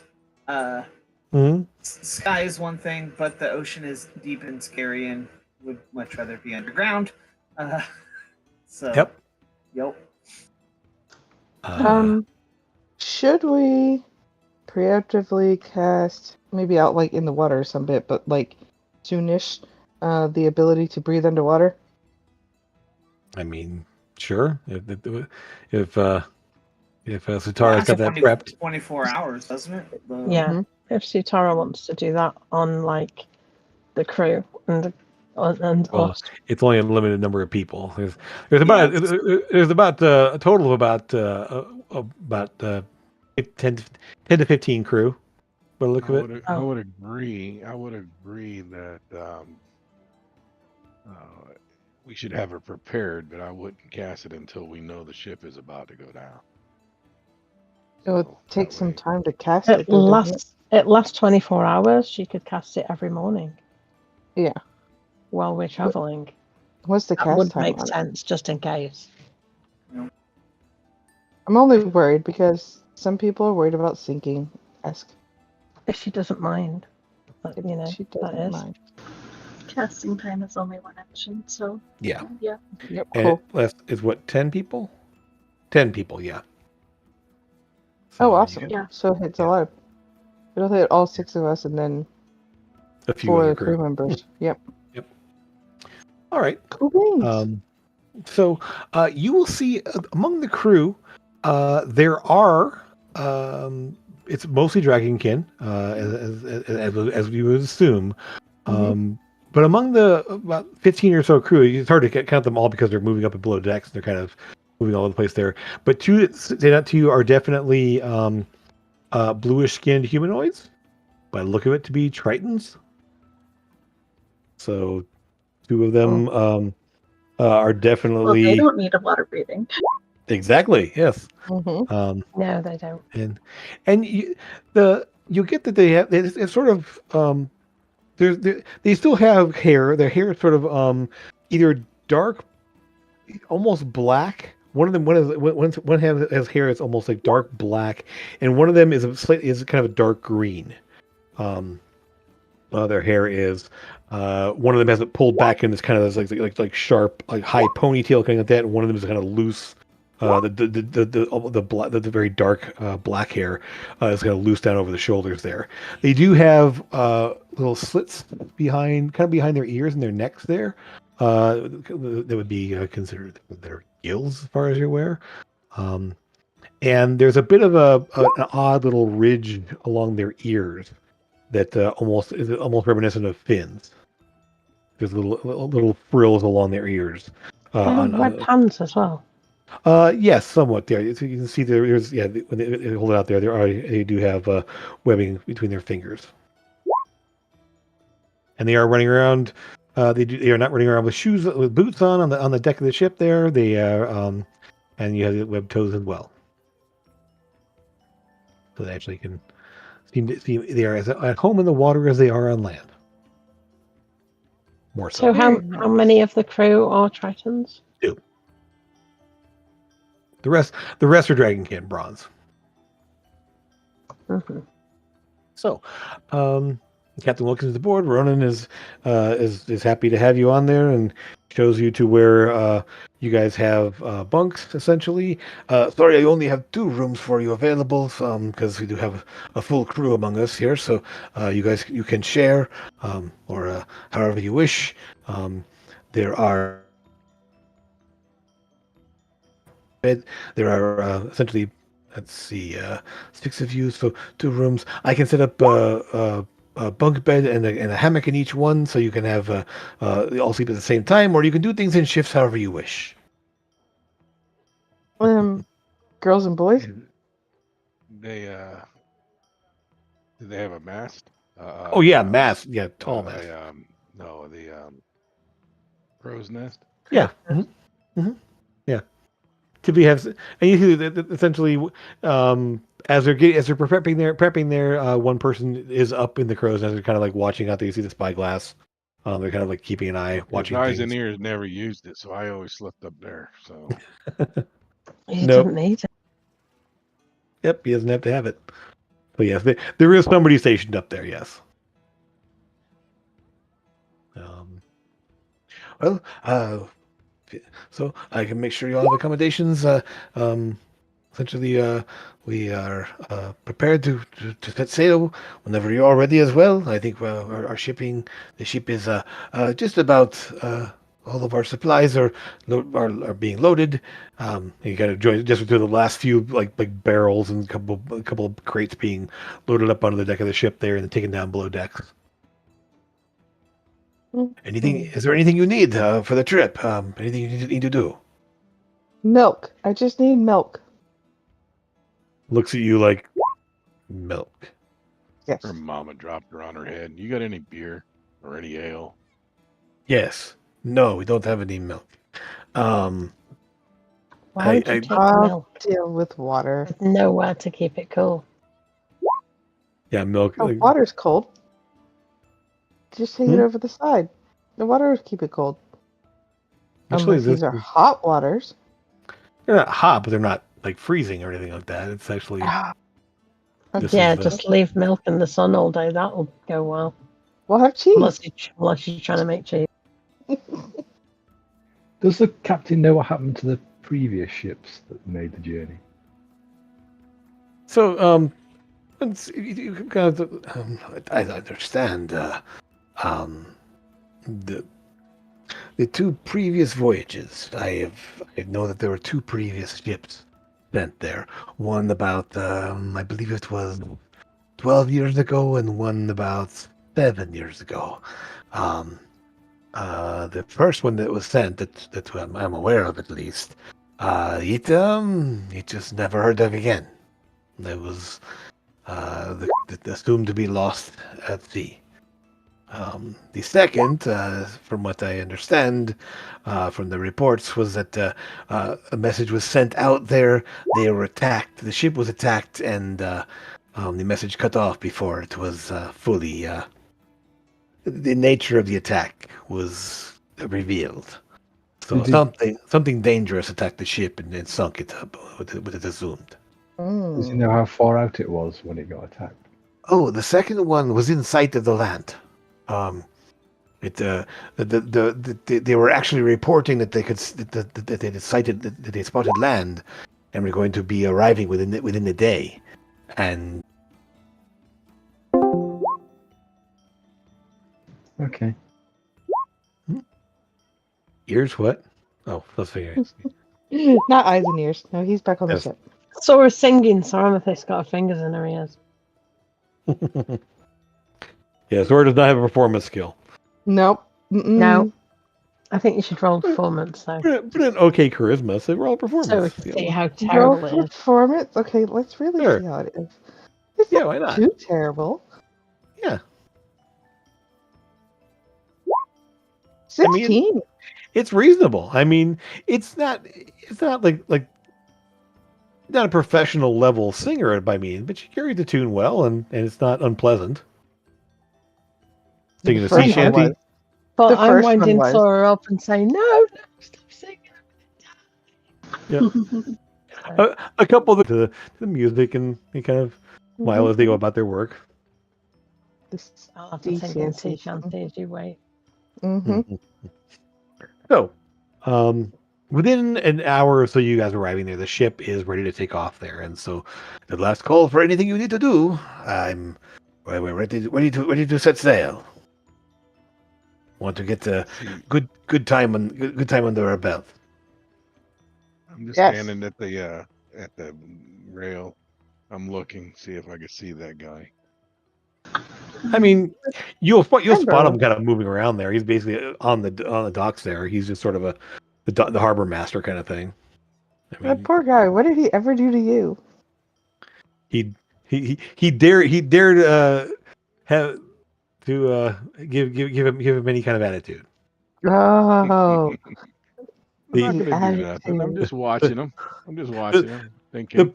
The pushy dwarf comes up and starts asking questions about that stuff he shouldn't be asking about and giving him attitude. He was just rude. He was being rude. He didn't have to be rude. True. Nobody be rude to my friends. It's so yeah, the ship essentially gets all prepped and sets off. It's a little strange. You're used to you're used to being in an airship, and so the idea of actually being on the water is a little odd. The sensation's quite different, but it does pick up speed very quickly. You see the sails are kind of moving uh, into sails fill up, and the ship starts moving quickly here. Um, Give me a perception check, those of you on the deck of the ship as it's taking off.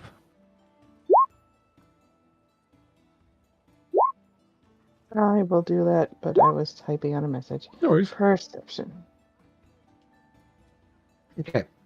All right. So, obviously, those of you, I'll say, those of you below 20, Amethyst, Sutara, Sora, you will all spot that, effectively the ship just glides out into the water, moving along.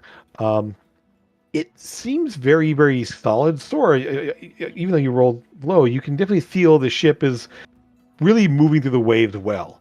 The ships you've been on in the past, they tend to kind of bob, and especially when you first leave the detector, because the waves coming in tend to be a little more rough. But this one's kind of pushing through the water really, really well. It's also maneuvering really well through the water there. The ship kind of pulls out, and it's moving away very quickly here. Those of you with the 20s, the Grim, Esk, and Lucas, you will see something very, very odd. That when the ship is leaving the dock, it's almost like something is pushing the ship into place. Like it's maneuvering in a way that doesn't actually work for ships in the water.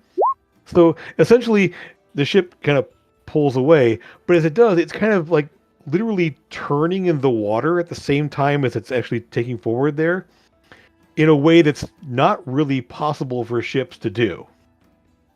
And Lucas, you're the best spot there. You will spot that there's a guy standing next to the helmsman who is standing there kind of like holding a very intricate looking bowl in his hand and is sort of like tracing his finger in this bowl.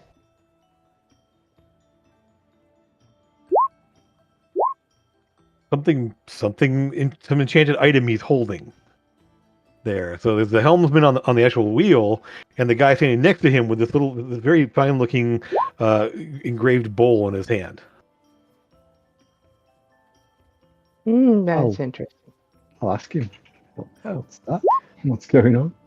Oh, just maneuvering. It's special maneuvers. It's one moment. You see, he's kind of focusing on what he's doing there, and you realize, Lucas, he's controlling an elemental. There's a water elemental maneuvering the ship in a way that's not normally possible with just the rudder and sails. And so, Bolo commanding water elementals, he's basically just like commanding a water elemental to actually push the ship around into place and kind of give it a little nudge out of harbor and maneuver it in ways that ship will be able to maneuver. Fast and efficient. Neat. So Fast and efficient. So with that, you're able to kind of clear the dock and get out. And you'll notice that as you pull out from there, there's a couple of like rocks and sections. And at least for that first like hour or so, the ship will essentially, because you're watching for it, you'll see sort of a surge of water up on one side of the ship, and it will kind of slide to the side slightly to maneuver past any kind of rocks or any kind of danger. And so occasionally the ship will just like correct a little bit, like almost like it's like shifting side to side or kind of surging forward or turning a little bit, in addition to the helmsman steering the ship. Eventually the man sort of like kind of takes a deep breath and puts the bowl away, and as you're out into the open ocean. I'll ask him, is that the same for everyone coming in and out of the port? Well, no. No, we have a little special something here to make sure that I mean, normally they would maneuver a lot more carefully, leaving, coming and going from the port, and taking their time. We just this allows us to do it faster and safer in ways that other ships don't have the luxury of doing. Ah, I see. Okay. Yeah. As you kind of watch as ships come and go there, yeah, they're definitely maneuvering around in the harbor area there as some ships are coming and going. But just kind of watching them and watching what you guys just did, they are obviously taking their time. Where you just kind of like, whoop, whoop, and we're like, okay, full speed out of the harbor, like they were full sails and going full speed while maneuvering around here. So. Occasionally, I will, even when we're out in the open ocean, I will use it again to kind of give us a little extra speed in places to keep the ship moving a little faster, especially if we get a little bit. If the winds calm a little bit, I'll make sure to give us a little nudge to keep things moving along. Yeah, very handy. It is yes, quite useful indeed. The captain's like watching over there, like, yes. When you have the resources, It's a matter of making sure that we have the best for the mission at hand. So the ship is just moving along very, very, very, very quickly. The sails are catching the wind really well. The ocean is sort of a lot more calm on this ocean than where you're used to.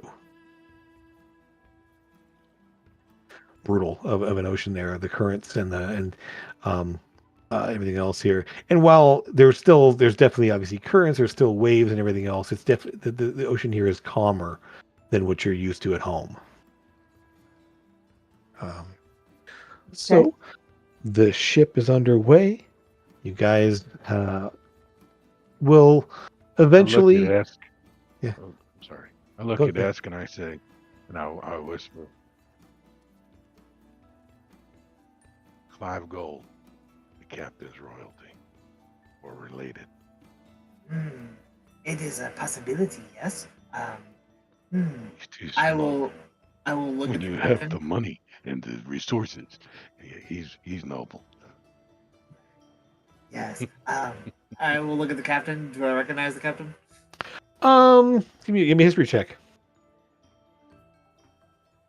Taking bets on this. Not that he doesn't have the ability to do the job well, but I guarantee he's noble.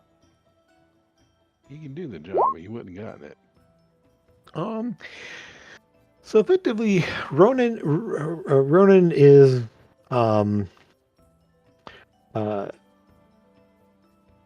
he's essentially a long time sailor, captain in the Drakoll Navy, essentially. Military. It's assumed he comes from one of the royal clutches, but there's no way to prove it unless someone were to actually like pull out like some actual like charts and such. He's not going around claiming it specifically. He's based his career on his actual military in the Navy. So he's done. So while it's rumored and in some circles assumed he's of royal lineage, it's not really something you can tell for sure. So, is this bet to see if I think he is not part of the royalty?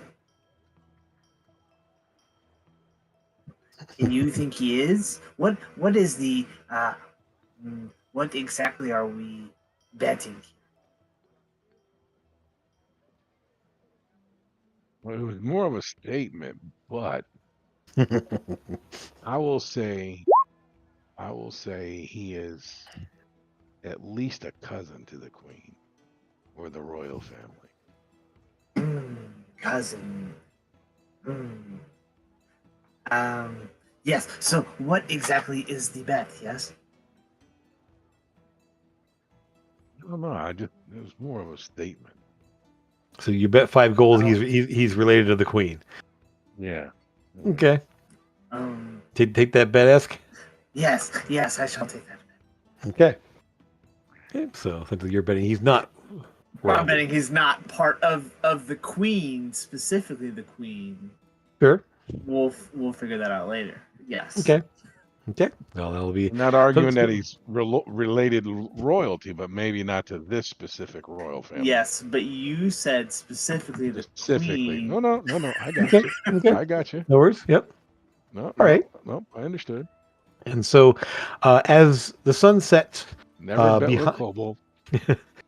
as the sun sets behind you, you see sort of the mountains of Drakoll fading in the distance as you're heading out there. The sun is setting behind you as you guys are traveling east across the ocean, pretty much just cutting straight over, essentially just a little bit north of east. The sun sets, the stars come out, and you are treated to, as you pull away from the city, just this massive expanse of stars. The sky is clear. There is not a cloud in the sky above you, as just the sea of stars are up above you, just winking and blinking up in the sky. The ship is just cruising along, a bit of a sway to it as it's moving along, but as it's heading out into the deeper and deeper part of this of the ocean. You feel the calm and just the rush of water and the rush of wind moving along. And with that, we're going to cut to break, and we'll be back in about 5 minutes. Okay, back soon. Sweet.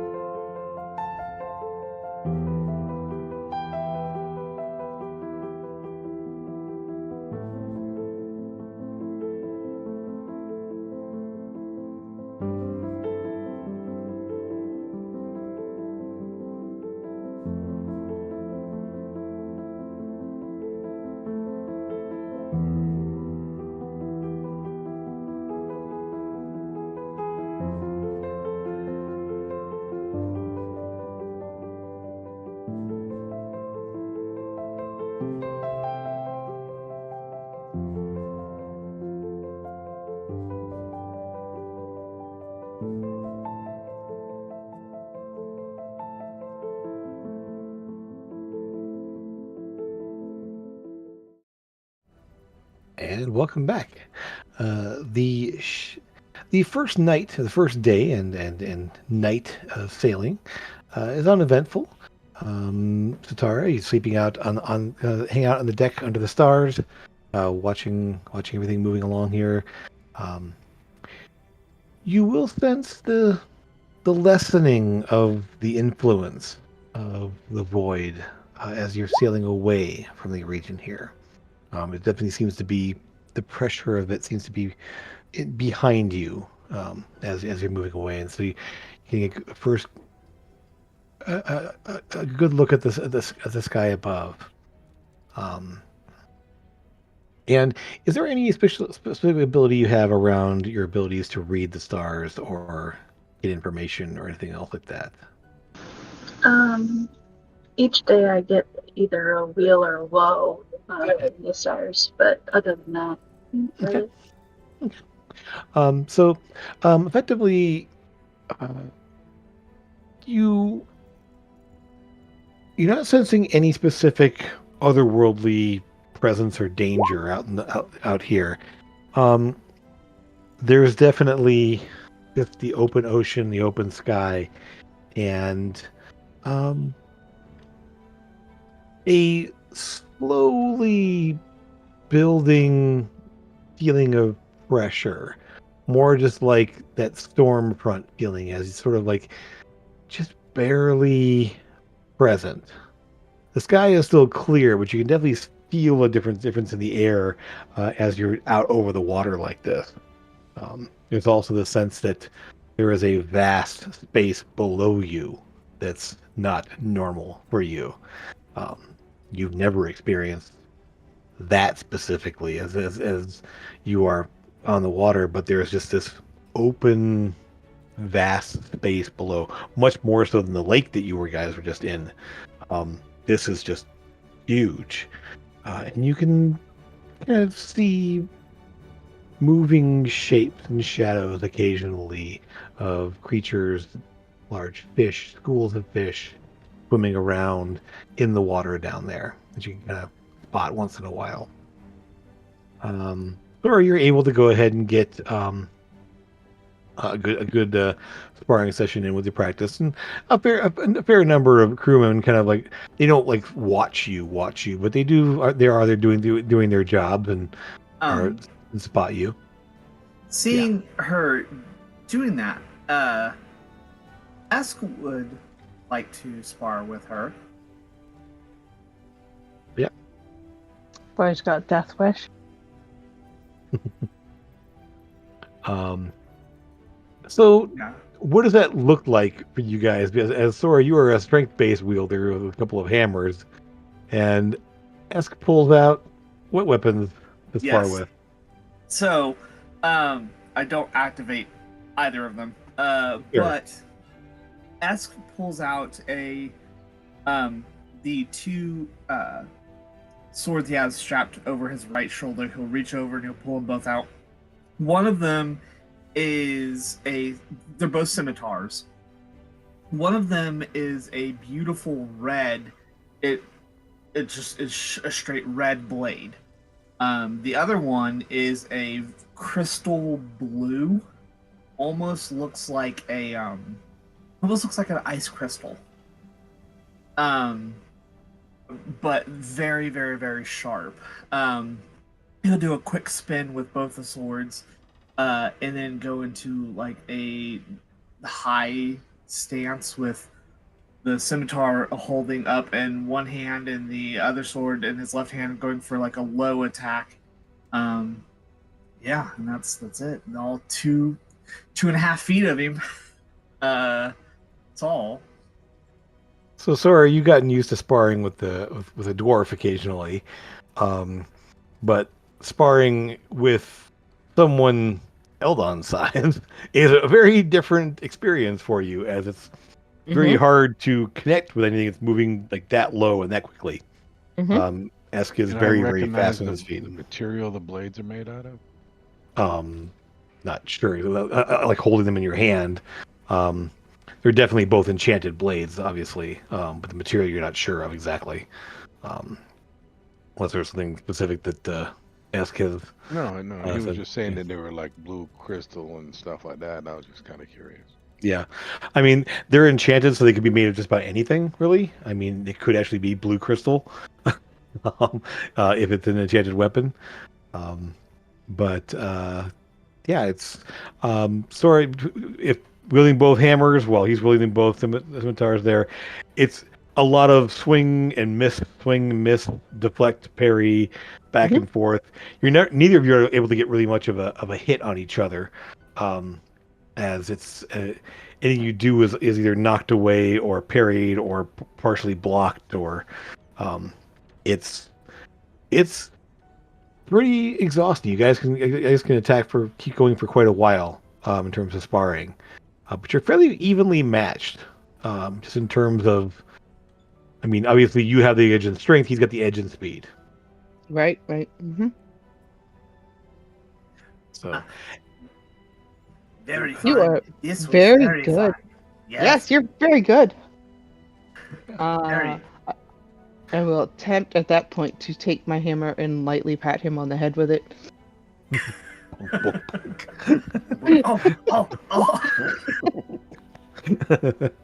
um, so yeah, Grim. Essentially, S moves in a way similar to you, but with more just like straight like fight. Where you like you're more of like find the weak point and stick one just nasty shot. He isn't like you literally kind of wait for your moment as opposed to just this flurry of attacks and everything else. So it's definitely One definitely shot, interesting to one watch kill them two. versus one shot, one kill versus finesse movement. Yes. Versus blunt power. Essentially, it's um, definitely. What's interesting now is we Speed have always wins. bludgeoning, slashing, and piercing in terms of the three melee fighters we have in the party now. So, so over the course of the second day, with the sparring going on, definitely the crew are watching and very appreciative. And you see, there's a lot more. Lucas, Amethyst, and you two are going to pick up on this. There's a lot of worry among the crew. I mean, they're going off to unknown territory. There's excitement, but there's also that sense of like, the last two ships that went here got sunk or never seen again. So there's been that sort of like, there's been a bit of like worry, but also excited. And a lot of that worry is fading, seeing you all on deck with them, seeing the martial skill being on display, and just the fact that there's these powerful magic users among them as well. Is there anything you guys are doing while the training is going on? I'll look at Lucas while some of the training is going on and we're all talking, and I'll kind of speak up and I'll say, "You should tell him about the lurk and the murk." And I'll just kind of look at him, thinking he's a bard. He might be able to tell a story and relieve their pressures, and that'll give them something to think about, And I said, regale them with a story. I can tell them some stories about our exploits and about the Avress and other things we've killed. Yeah. Maybe you can give all of us an inspiring speech. Yeah, will do. How does that? How many does that affect? Is it everyone that hears you, or is it just a certain number of people? Up to 6 allies. Okay, so including myself. You guys. Okay, so regardless, though, give me a performance check to see how well you inspire these guys to see what this looks like. Nice. Okay.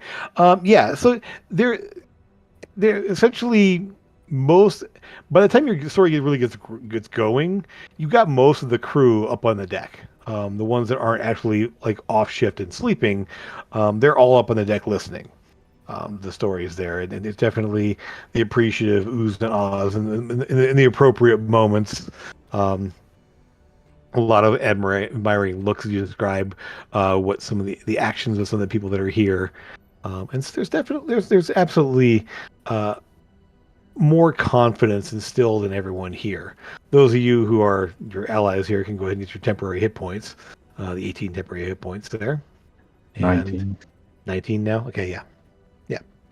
So effectively, over the course of the day, you find yourselves able to do your training, do your storytelling, keep yourselves occupied. It's a little boring, actually, for a lot of it. I mean, there's not a lot going on because you're just on the deck of a ship there as it's moving along. Occasionally, there's will be a little surge of power as the man brings out the elemental to kind of give the ship a little more of a boost in spots. And the ship just carves its way across. The second day, to pass. The skies are definitely, you seeing the looming storm clouds ahead. During the second day, it's still bright, but there's this wall of clouds that you're sailing toward. Just this massive, like, storm front ahead of you that you're sailing in the direction of it, pretty much covering most of the horizon as you keep going. As the third day goes on, you start seeing flashes of lightning in those storm clouds. They don't go away. The sky gets more overcast where you are. A little bit of drizzle occasionally here and there, but no storm as you approach there. But large, like lightning strikes through the clouds. They're lighting up the horizon ahead of you, and seeing, the ocean itself looks a little it's definitely more choppy here. It's less calm. There's definitely the wind is picking up, and the ship is moving a little faster because the wind is stronger. But they're having to do a lot more maneuvers, but there's a lot more motion to the ship now as you're hailing along. I want to tie my little dragon butt to something. Okay. I'm small. Okay. On the evening I have lots of the- rope that you can tie yourself off to the mast and, just jump ship like I usually do. Yeah. Tie myself. If I'm on deck, I'm tied to something. On the third evening, you definitely have sailed into stormy weather. The rain is coming down. The sky is completely overcast now. The winds kind of move in odd directions. So the ship kind of lurches in side to side a little bit as the winds shift, and the helm's having to work really hard to keep the sails filled as the winds are constantly shifting around. Fourth day. It is a full storm. You see just lightning crashing everywhere. The winds die down a bit, but there's just a constant, steady downpour of water. It's like a curtain almost, just like straight down, and just occasionally just this massive streak of lightning lighting up the clouds above you and around you. As the guy in the crow's nest, we got land, Captain. There's land ahead. And Captain's like, keep an eye out, men. Keep an eye out, everyone. This is and as he says that, there's a thud as something impacts the ship. You don't hear and it really just, it's like a thud. Nothing like, there's no breaking. There's no like splintering of wood or anything like that. There's just and you feel a bit of a shake to the ship. What was that? You look over. Oops, hold on. Let me turn these off here. Eyes and ears, what was that? He's not Ice here. News isn't here. I will. They're not on our ship. Can I look over though and see if I don't Um, mean the specific person. People have eyes. Tie something to people your have waist ears. and jump. Okay, but maybe I'll put on the boots So- first. Those of you looking over the side, give me a perception check to see what you see down there.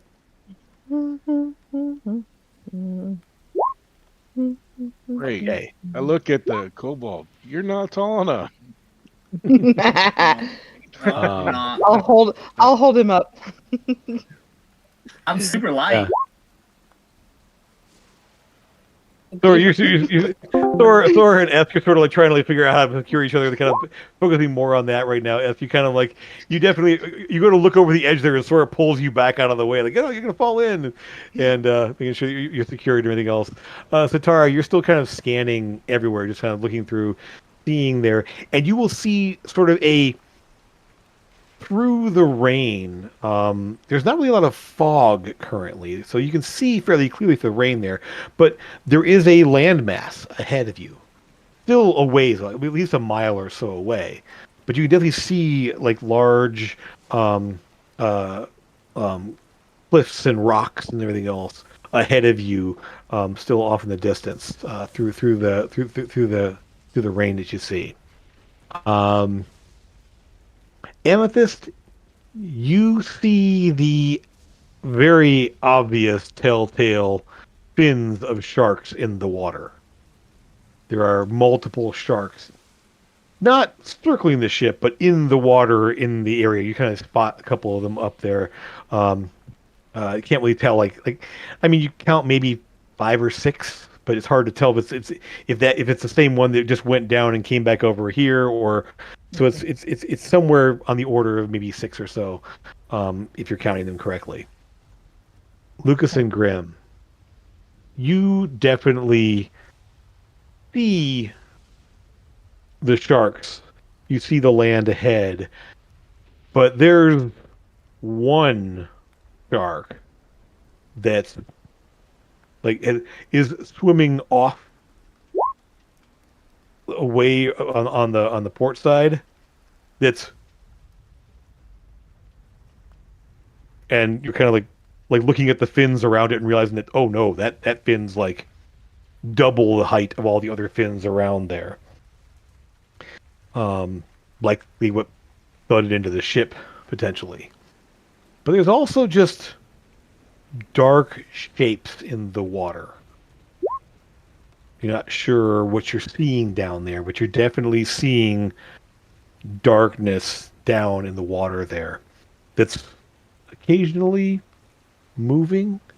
And then there's a flash of lightning, and you see a flash of electricity in the water. At first you think it's a reflection or some kind of that, but no, flash. And then flash. Like off. So there are sparks underneath the water as well. Not sure what you're seeing down there, but there's definitely something in the water. The captain and crew immediately look to you, Captain. Captain, get below decks. Get below decks. If you're not tying off the sails, keep us moving. And the helmsman's there. The man with the bowl is like, save that for an emergency. As the guy with the bowl, the secondary helmsman, is waiting there. That just take you closer to the sharks. Yes, but it also means you don't get knocked off the deck into the water with the sharks. Okay. There's at least a barrier. There's an ironwood barrier between you and the sharks if you're below deck. So. Yeah, going below decks, at least to the doorway type of thing. Yeah. So, what would you seeing what you're seeing now? What would you like to do? The ship is still moving forward. Jump in the water with my swords flaming. Still have a hold of you. You're not going anywhere. Oh, you're still holding me? Okay. Yeah. Look at Lucas or an Amethyst, and it says, "Is there a way you can cast light on one of those sharks so we can see under the water better? It glows while it's underwater." I can. What? I can cast light or dancing light. I can do dancing light. Would that follow the shark under the water, or we could see what's going on? Light would if I cast it on you. Well, Do you not wanna you. put some- Can you cast it on one of the sharks swimming No. around? No. Okay. I don't You can want cast you it in the to water cast to on light them yourself. up. Yeah. Yeah, but I don't want you to cast it on yourself and then jump in the water. That's not No. what I'm Dancing lights is the you send out globes of light that you move around. Okay. So there's like four globes of light. Jim, so I'm clear before I do really stupid stuff. Electric in your waters? Mm-hmm. Does it area effect, even though it's a line? I mean, essentially, things will have disadvantage on the saves if they're in the water with electricity. It does not suddenly turn into a giant, electrify everything in the region. There, it's basically just it's still going to go in roughly the direction there, but things have disadvantage while they're in the water with the electrical attack. Awesome. How far away is the large shark? At this point, it's probably about maybe 60, 70 feet. 60 feet. ready my bow. It thudded in there and just kept going. Are the sharks around it? There are other sharks, swimming around there. It's probably the closest one is probably maybe 30 feet off a little bit ahead of the ship, but they're all sort of scattered around. Do we all have ways of flying over to the land? Nope. I will put Esk down and tell him that sparring session was great, but now let's put it to practical use. Ask will look at you. Yes. I'm going to cast a spell around the large shark. Okay. Let me just do this real quick because I just realized I need to grab the right picture for this. Nice. Mm-hmm. Okay, one sec. I just realized that I need this. Let's see how fast I can do this. You could do it quickly. So, Ask, you don't swim so well, right? Or you don't like swimming? No. No. But, like, can you swim? You just don't like swimming, or you Yes. can't swim? I can swim. I just do not like to swim. Not something particularly my kind like to do, actually. We prefer to be deep underground. Can I make a suggestion? I have a flying medium creature form that S could probably ride on my back. It's all right. You can get on my carpet with me. I do need to hit things with just to tell you what this dude does. Sure. I am all up in people's faces as far as attacking goes. I don't have any ranged at all, which I do need to rectify. Obviously. I just think if we can fly over the sharks and go to the land, we might be able to just avoid having to fight them. You know? Yeah, Except for But what about the rest of the ship? We have to get the ship to the land. Is what we have to do. Okay. So, upon hearing that you need to have long distance stuff, Sora will pull something off of her hip. A good friend of mine gave this to me. I don't really use items like this. I will hand you the Rod of Guiding Bolt. Oh, okay. That's Eldon's weapon. Yeah. Yep.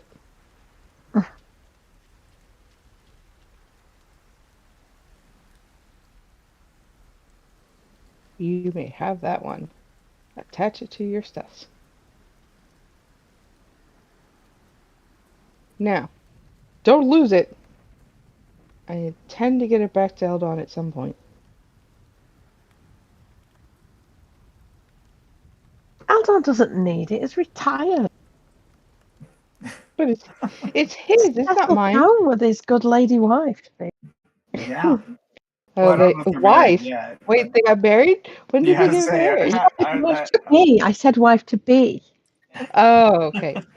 That came gonna out. be the next big wedding in Ravenscrest. Oh, is that the next one? Okay, not yours. Mine? Don't be silly. I'm full of silliness. What are you talking about? I think there'll be another one Ravenscrest before that. Well, yeah, Elia's brother's getting married to the mayor. Ugh. What do you mean, ugh?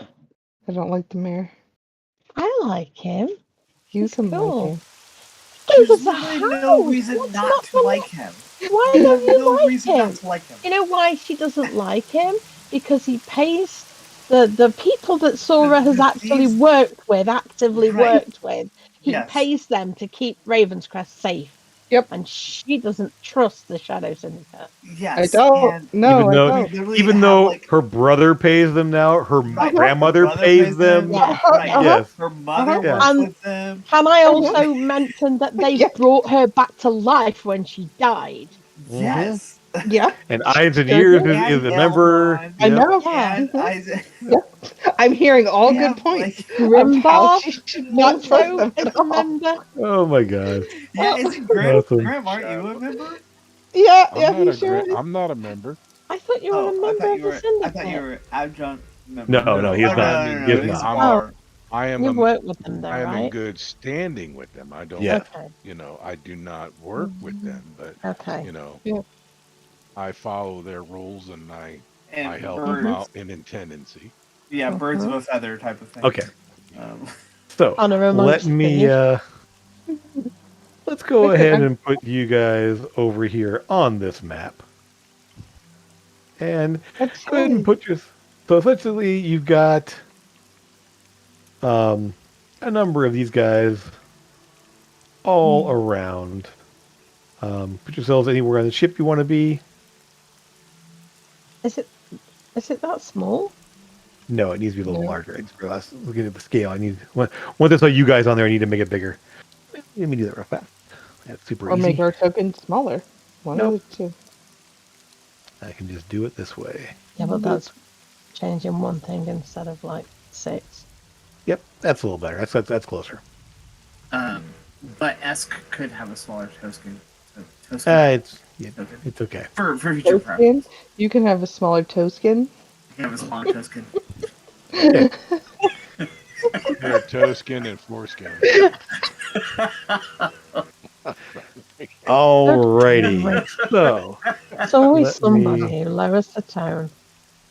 also let's go ahead and put some initiatives on here. So go ahead and put yourselves on some initiative trackers.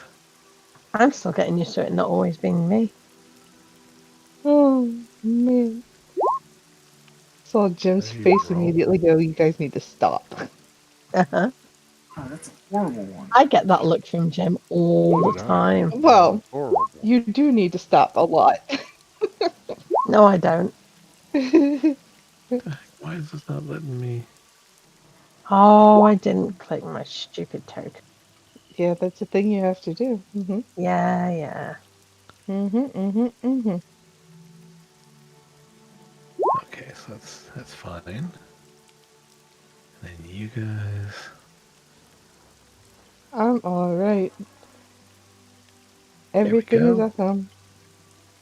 Okay. I'm not alcoholic. Yeah. Everything is awesome. Yeah. Okay. So, wow, guess went a little slow this time. So effectively, the sharks here are going to be kind of milling around, swimming around various places. They're not really messing with the ship per se, but they are out there, essentially moving around. And obviously, everything off the ship map there is just water. Amethyst, you are up. You see all Wow. these sharks swimming around out there, and one very large one over here. Those are low. Is the distance right? Jim, did my spell go off first, or Sorry, you waited which for one? me to- Oh, it was Prairie Fire. Yeah. Yeah, let me just make sure that one. It did go off, yes. So let me just roll that real quick. I don't really want to attack them because I'm hoping we won't need to fight them. So can I hold my initiative in case they attack? What's that? I don't know. Grimbar's got his fingers over his You ears. can do whatever that. I'm not telling you what to do. I'm just saying I don't want to attack them until they attack us. The giant shark is glowing in the water. Yes, you can definitely see it is lit up there. And looking at it, yeah, it's a good 25-ish feet long, roughly. It's big. That's what she said. Yes. The other ones are all like 6 to 8 feet, roughly. The smaller ones are swimming around there, where this one is a good 25 feet long. Wow. Yeah, it's shedding light in a 10-foot radius as well around it. Yes. So it's lighting up there. So looking out there, you can definitely see it out there. So Amethyst, you want to just hold your action, or you want to do what? What do you want to do? I want to hold my action, please. Okay. All right, Grim, what you got? I'm actually going to hold my action as well because I want to see what's casting lightning underneath the water. And if this thing Okay. comes closer, I'm trying to pay attention. Excuse me.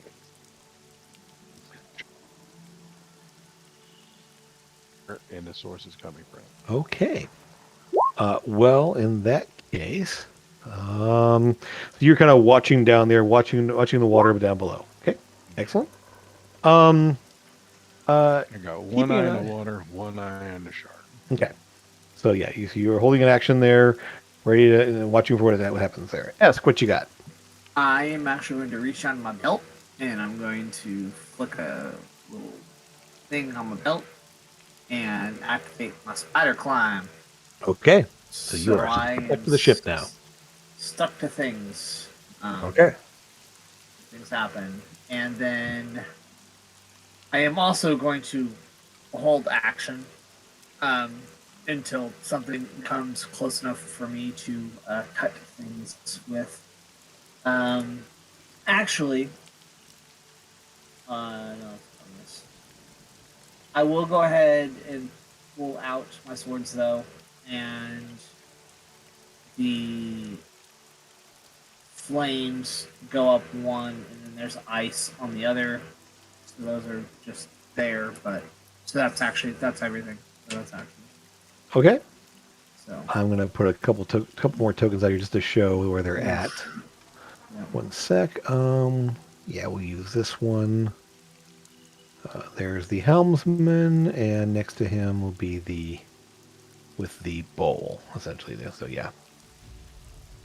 So right next to you, my little 2 foot butt on the ground there. Suddenly, all around me is bright light. It's just very, very bright. Is flame. Awesome, Very awesome, cool. awesome. All right. One sec here. I want to see if I have the one more picture. Maybe not. Okay. So there's all that. Okay. What's its speed? Okay. So effectively, this guy's going to turn, and you can just see it glowing under the water as it comes back here. 5, 10, 15, 20. Okay. And it will basically go underneath the ship, essentially moving right up in here, and you feel another thud as it smacks into the ship below the water. I mean, everyone give me a deck save. Oh, that's lovely. 25-foot shark's gonna move the boat. I mean, he doesn't like the boat just shakes, not doesn't move it out of the way. It just like the whole kind of like shakes it when it hits it. Oh, I'm just Satora. thinking that's No. that's a tough shark. Okay. That's all I'm saying. Oh yeah, it just thuds into it there. Won't do too much more because it actually kind of hurts him. But okay.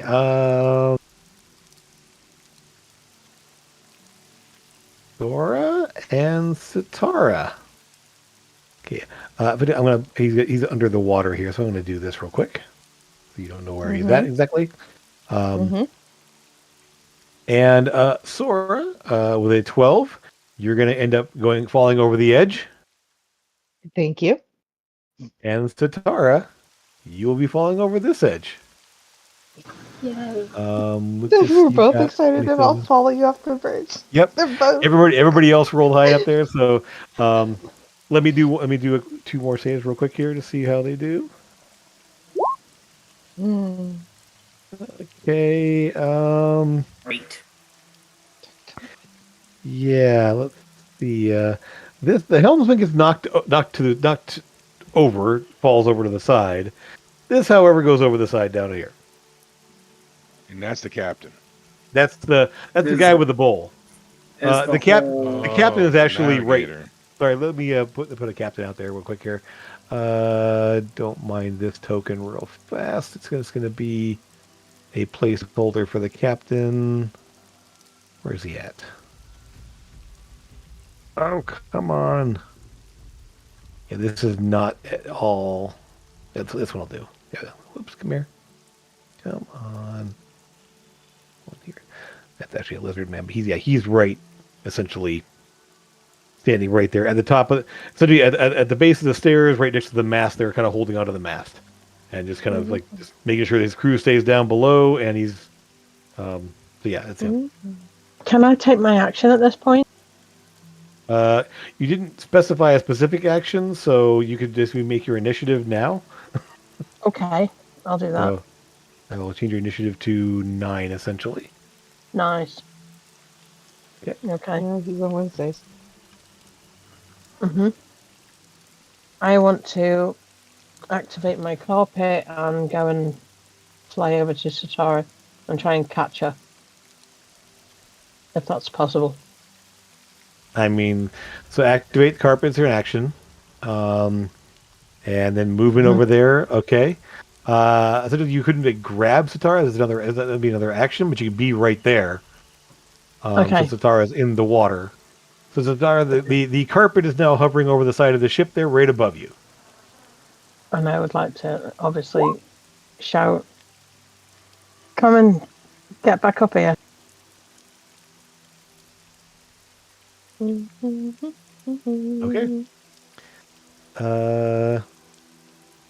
Okay, so Satara, it's not your turn yet. So, Esk, you are up. I am going That's to just went. throw. Hold on. Sorry. No, you're right. Okay. Why is it?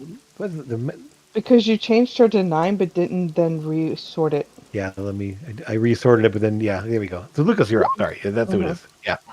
Sorry. Satara, you're on deck. No, she's in the water. You're coming up next. Not on the deck. Yeah, you can see the glow of the shark down under the water. Yeah, it's definitely visible down below. And it's basically underneath the ship right now. Heading in this direction. Oops. Can I see it well enough to hit it with a spell? Yeah, you can target it. Yeah, it's down there. Depends on what the spell is, as opposed to obviously setting a fire spell down there might be a little weird, but How far away from me is it? No, it's 3D. effectively, it's probably down 20 feet. So you can kind of see, at this point, it's like the back half of it is visible down below you, right below Sora, essentially. So it's 20 feet down.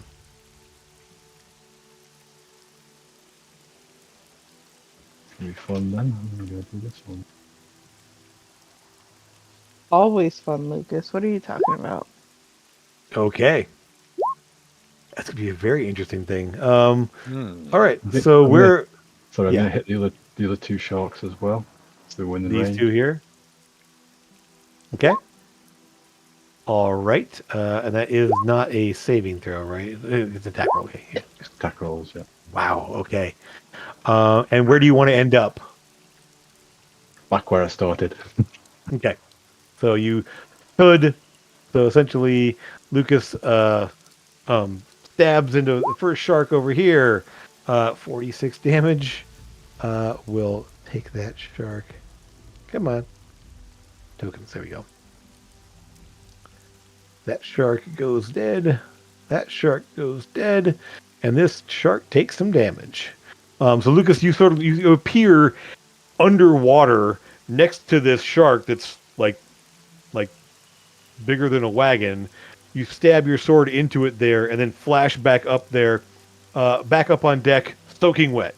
You do appear underwater next to it, and it does take a good amount of damage. But the large shark is okay. That's me done.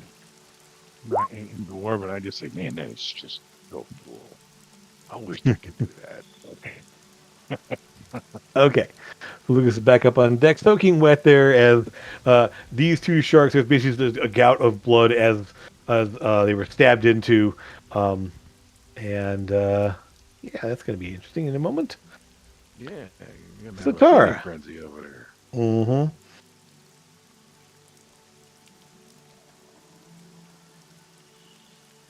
So you are in the water. Amethyst is hovering right above you on the carpet, and you All see right. some dark shapes.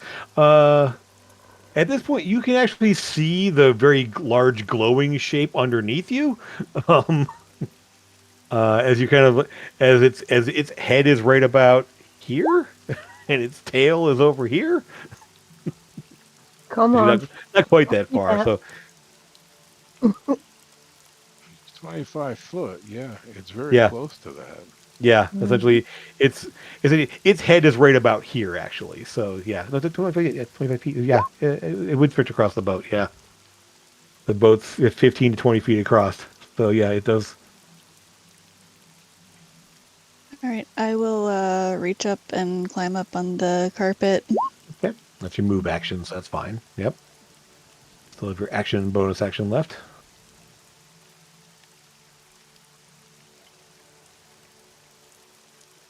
And then I will cast Moonbeam Mimi. on Out this there. one. Okay. Let's see. I think I have a moonbeam token here somewhere. Let me, It's ridiculous. She didn't even say it right.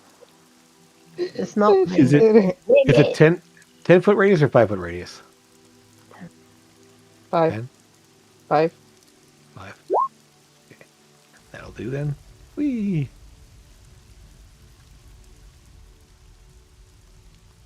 Oh yeah, 5. I thought it was 10. Moonbeam is 5. Mimi. Mimi. 40 Okay. foot high. So, all right. So a column of brilliant white light streaks down there and lands in the water next to this shark over here. And that does damage when it hits them, right? It's the first time. So 13 DC Constitution 17 saving throw. Okay. Their saving throw is not terrible. Okay, so they'll take half damage.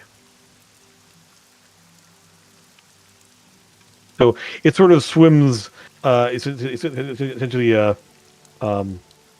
doesn't swim out of it, but just kind of like flinches a bit as the searing radiant light hits it. All right. And that's it for me.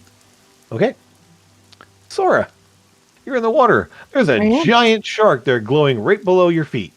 I am in Its heavy. tail kind of like its tail is the long tail there is about as tall as you are.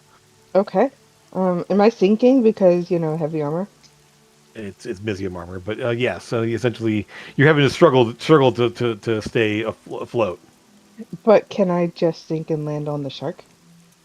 You can try. Okay. Oh, God. That's a dexterity check. You can certainly try. Yes. Now I would like to point out. Did you draw your weapons? Nope. That's Okay. why I just want to go onto the shark. Okay, so you won't have disadvantage then. So that's give me a dexterity check, Check. which I know is a straight roll for you. Yes. No, I have an Actually, 11, but it's no, wait, still technically a straight roll. Actually, no, give me athletics check. I Never mind, you're perfect. Yeah. So I all right. critted my dex. Okay, so effectively, you kind of like push off the ship, the side of the ship a little bit, and end up landing with the tail like across, like kind of land like on it, like just riding behind in front of the tail. Just like holding on to the Yeah. there. So the tail's up behind your back, essentially, and you're just kind of holding on to the side of it there, like riding the back of the tail here. Can I then Worst do breath place to weapon? be. Yes, you definitely can. I am doing breath weapon. He gets a dex save. Okay. I'm going to give him disadvantage on this because basically he's in the water, obviously. And the fact that you're just going into his back. Pretty much he can't make this, but I'll just see if he crits on his. No, not enough. If it's What if- doubled because it's in water and it's electricity. No, If he gets a it's disadvantage actually, so you need to roll it disadvantage, again. yeah. Yes, definitely not. Essentially, you just kind of breathe lightning along its spine, essentially. So go and roll your damage. Oh, yeah, never mind. 24. 24. Nice. It thrashes around underneath you there. You hold on because you're strong. Jim. That is it. Yeah. That's all Sora's doing. She's now Okay. hit her happy moment I for will the go day. ahead and She's make good. this back on the whoops, let me put them back on the token layer so you actually. How what? how deep in the water is this happening? This is basically down about 20 feet. We are also able to breathe underwater right now because of Kira's spell. Okay, here we go. You have a All ring right. of free action, so you can. Yeah, And you're fine. I have Yep. her ring of free action as well, so. Yep. So I'm going to put you like right there on its back. So you're kind of there. And kind of move you two together. So you're kind of more like that, roughly. There we go. That's about good. But it's down below. Sorry. So just so you don't know about that. It did take some damage though, so let me mark that damage off. Come on. There we go. I think you can move the shark layer token to a different layer on the page itself. Not like it's below the picture of the ship. And then the pictures of the ship's in the map layer. So if I move below that, it'll be underneath the map layer, and you won't be able to see you at all. Never so mind. It's fine. That won't work. Yeah. Nope. I thought they Yeah, were on the same layer. Yeah. No. If I had a picture of the ship, then it would be perfect, but I don't. That's not how it worked out. So anyway, all right. The sharks out here get to go. These are going to rush. Essentially, how fast are they? They're 40 feet, so they're just going to basically double move this way. And it starts at turn. So it's leaving the flaming orb. Is it if it ends its turn there, or sorry, the moonbeam.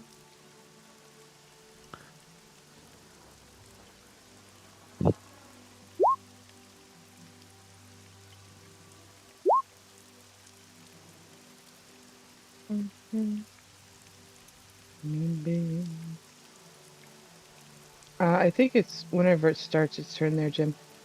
So it took it when it first went off, and then takes it again immediately. Yes. Okay. Unfortunately, that's how that particular creature is going to get it. That's fine. So it's going to take. We'll just get the same damage here. So it takes some more damage, and it's not happy about it.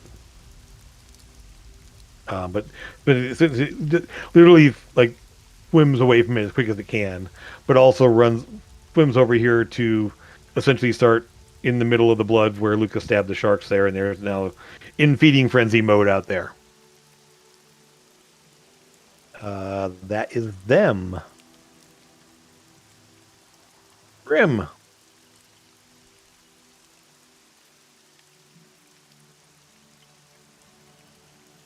I am going to hold my action until I see the shark again. Okay. I do not know exactly what happened.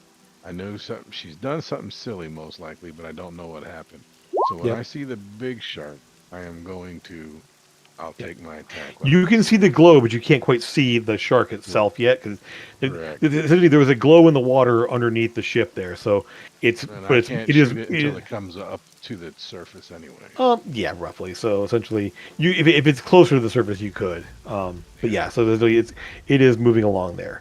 I will say, don't forget, this is a good time for you to do this here, since you can hold your attack, but you can use your bonus action now to steady aim. That'll give you advantage on the shot. Okay. So, and then just save your attack when you can use it. So. Okay. Jim, the fairy fire giving him advantage anyway.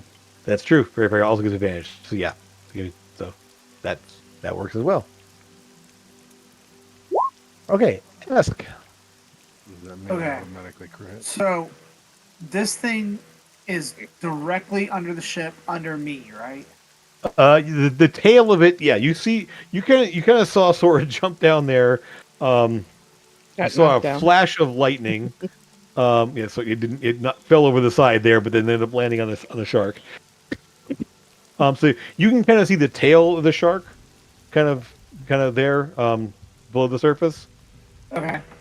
So, out of curiosity, Mm-hmm. if I use ethereal walk and I just go straight through the ship, Mm-hmm. and like just fall through the whole ship itself, I'm like right there on top of the thing. Yeah. Mm-hmm. Okay. So Yeah. you see Ask suddenly turn almost into a vapor almost as I suddenly plummet down through the floor. So I'm right there on top of the thing, and I'm just going to attack the shark Okay. as I turn around and then become ethereal underneath the ship with my little feet sticking on the floor of the ship. Mm-hmm.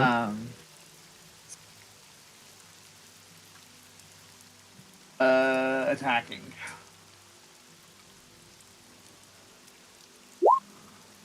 Uh, 24. You definitely hit. So, all that. Okay. Oof. This is the fire. Yeah. Okay. Yep, that's fire. Okay. Oof. Yep. Thor, you see S suddenly appear in the water on top of the shark from the ship, and just slice into it. Awesome, dude. I'm riding I'm it. sorry. You see me riding the tail of the shark. Does a 13 hit? Ooh, that's a very bad No, roll. it does not. Oh, darn. Yeah. Okay. Giant sharks have a little bit. This is a little bit tougher. Yep. I'm. Got advantage. I, There is You oh, do, I have yes. advantage, yeah. That's right. He's flowing. Okay, that will hit. 17 will hit. Yeah. Excellent. Yeah, Yes. you just carving into it there. Just the fire and the coal just ripping into it, ripping into its hide, just causing shower of blood kind of like bubbling up past you from the wounds in its side. It's you've carved open a pretty good slot in its side in its back there. Oops. Oh, hold on. Sora and Esk. Go ahead. What are you saying? Oh no, can I also do brand? Sorry, I mean, do could. new things. We're learning new things together. Well, you're learning new things. Yes. Let's you damage a creature. You can activate this right. Okay, cool. I am going to brand him. Okay. With brand of castigation, Okay. and that becomes brand of tethering. I don't want him going anywhere. So now he can't dash. He can't do anything like that. So he's hanging out right there with us. Okay. How would that work for him? Oh, I'm underwater, so now it's kind of weird. I will like gesture it with my sword quickly as I am hitting him, as a mark suddenly appears on him. Looks like a dragon. Looks like the face of a dragon, with runes lining all around, and it sinks into his skin very quickly. Boom. Okay. So yeah, runes right up on the side there, all kind of burrowing into its side, and they just start adding to the glow. It's almost hard to see it amongst the fairy fire glow of it, but yeah, it's definitely you can kind of see that brand there forming on its side. Esk and Sora, and Amethyst. Give me perception checks.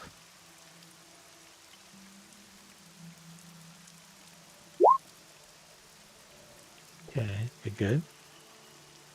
Nice. Good. I might actually see this one, Jim. Yep. Okay. So all three of you From where you are, because where you currently are, or what you're doing now, you will see electricity in the water. Fires over here. Fires over here. Fires up here. As If you're pinged and something. it's not happening. Oh, sorry, I'm on the GM layer. Mhm. Over here, down here. As something large, a dark shape is moving upward. And you just see the like along its length. You can't quite make out what it is. It's almost like the ocean floor is rising. Mm-hmm. Amethyst. I'm going to activate my what's it called? Feline agility. I get to double my move. Doesn't move the carpet though. Unless you're It jumping off doesn't. the carpet. Okay. Feline agility does not affect the carpet speed. Feline Right. agility is you moving faster with your body, not moving the carpet faster. Oh, okay. All right. Well, I'm gonna go to here and try to just tip Satara off onto the ship. If that's all right, Satara. Sorry. So, well, Yep. so Satara, the carpet is up there, and then it tilts, and you kind of fall off the side and back onto the ship again. It's not Sorry, much you dear. can do because it's only made for one person anyways. And then I'm gonna go to here and try and Roughly, pull yeah. him back in the water, out of the Okay. water. I mean. All right. So you see he's kind of holding onto the side there, and he's with one hand and he's clutching the bowl to his chest, trying not to there. So you're able to kind of pull him. So with your action, be able to kind of pull him up onto the carpet there and get him to be back up onto the side. So he's kind of Okay. just kind of. So that'll be your action to get all the way over there. Yep. Yeah. And then put myself there. And let's see here.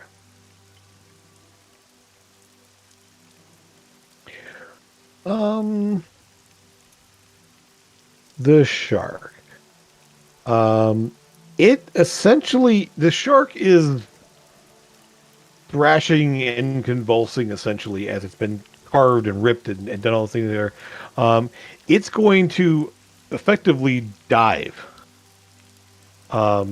Esk, you're kind of standing on it, but you can kind of you're not attached to it.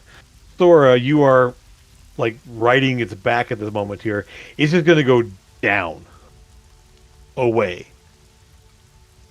Like it's trying to get the hell away from this because you have done a significant amount of damage to it. It is hurt, and it is just like going to swim down. So are you going to like roll off of it or try to ride it on down? I'm not riding with it. Okay. Esk, how about you? You're kind of like standing on it, but you're not attached to it. Yeah, I'm gonna go back into the ship. Okay. But you don't have a move action to it, but essentially it's going to go and you're going to stay where you are, essentially. Stay where I am, yeah. Okay. So it's just going to dive. All right. So I'm going to put it... Effectively, it's going to go down here. So you're going to go with it.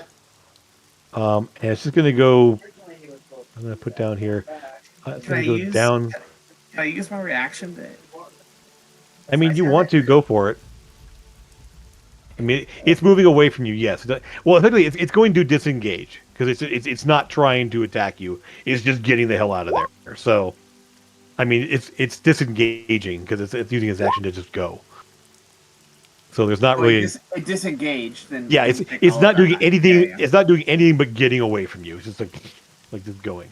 So he disengaged. I can't opportunity attack him. I don't have Sentinel yet. Okay. So eventually it's just going to go down. So it's down. You and Sora are down now. Put it there and minus. Down. It moves 50. So it's down about... It's down 60 feet right now. I'll just put it on in here. Okay. So, you guys see the glow kind of sort of fade. Sora, whatever whatever is down there, it's moving toward it. Oh no. And you will see a large tentacle lash out and smack it. Smack the Essentially, shark? just the shark. Okay. Let me just see what this. Oh yeah. And what does it do? Okay. And it just thuds into the shark, and then wraps around it. The shark thrashes for a moment and then goes limp as it just gets crushed in this tentacle. Oh no. Okay. It doesn't grab you. Not yet. I love how she says not yet. I don't know. Let's be more positive, Bernie. She I'm can't just be gonna grappled anyway. I'm gonna put this for scale, just so you know. There isn't a token for this. I'm just gonna draw this. Okay, so you know about what we're looking at here.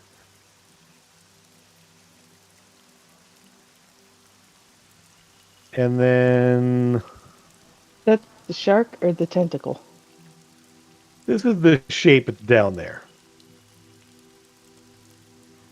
Let me just do this real quick here. Giant sea slug. It's an eel. It's just isn't a it? long shape. Okay, it's not a drawing of anything. That's just the space it's taking up. Okay. Don't comment on the art. You got the It is not meant to be tentacles going off artwork. the back end. We're not coming Yes, after looks your like a artwork, squid. Jim. Looks like a squid with. That's the body, and Okay. it's got 40 Roughly. feet, 150 Or a massive feet. electric eel, since there's electricity under the water. Yeah. They move. And it's looking for a metallic toothpick. Okay. We there found we the shark instead. Mm-hmm. go. Yep, and the shark is just dead. Yeah. Okay. Okay. uh, Grim, you will see a second tentacle. Basically, let me just. I just want a freehand. There we go. That's what I did here. Basically, come up this. Why are you doing that? But it's not drawing me freehand. I don't know why it's doing this. I don't want polygon. I just want a freehand.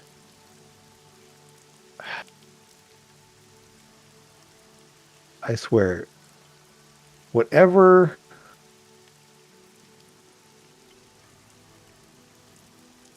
The change they made to Roll20's drawing tool is really leaves a lot to be desired.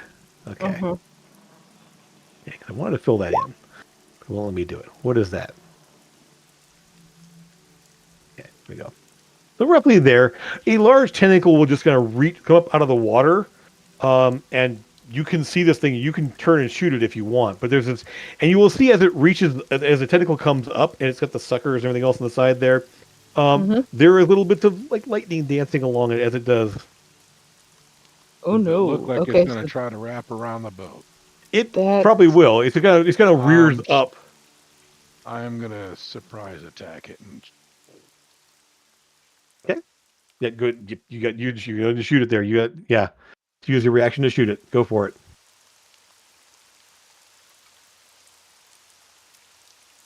Move everyone else. Sorry, I'm gonna be. this is advantaged. I'm just gonna take this shape.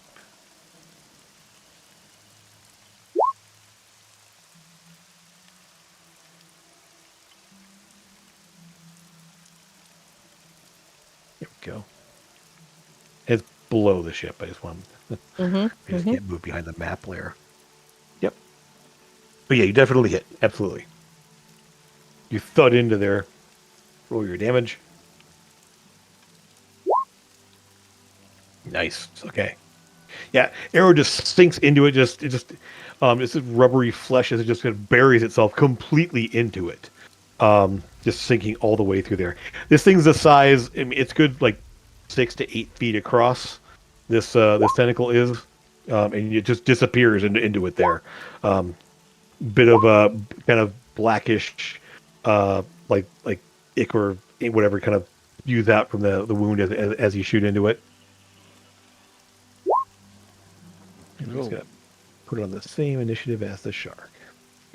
Lucas, you see that tentacle appear there? You're definitely seeing things below. The shark feeding frenzy is happening off the port side there. And Sora has disappeared under the water. Yep. Big squiggly thing, I'm yelling. Big squiggly thing. Totally not like Sora at all. You don't like me right now? Is that what I hear? I said it's totally not like Sora at all Oh, no. to have disappeared. It was totally not like me at all. Yeah, huh? Why would I do that? I don't know. Maybe some sort of death wish or No. insanity. Sora, I do want to point something out here, just so you're aware of this. The ship is still moving that direction. Uh-huh. So technically, the ship. Let me just. This is gonna be kind of interesting here to try to do this. I haven't gotten to my turn yet, Jim, to tell I you know. that once I saw the tentacle come up, I would be letting go. Yeah. Okay. So But everyone, on my turn, this is what's going to happen. let me move you guys. You guys are all still here. This tentacle is here. Whoa! Didn't need to do that. Sorry. I'm just moving you guys all because the ship and everyone on it is moved. Whee. Here we go. And to be clear, Sora never saw the land, did she?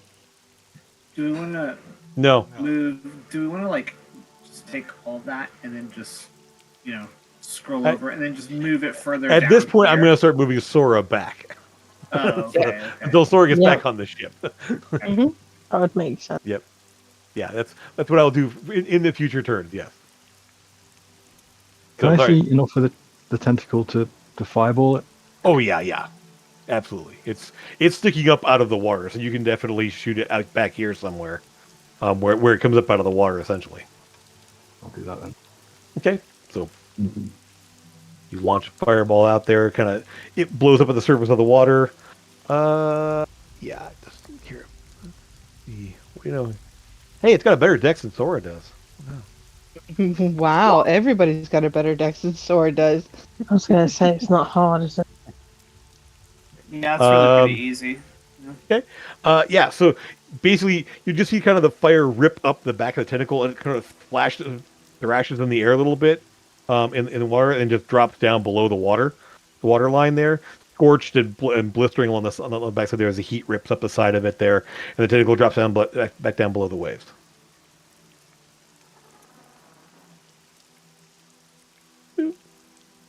As a bonus action, can I take the potion of lightning resistance?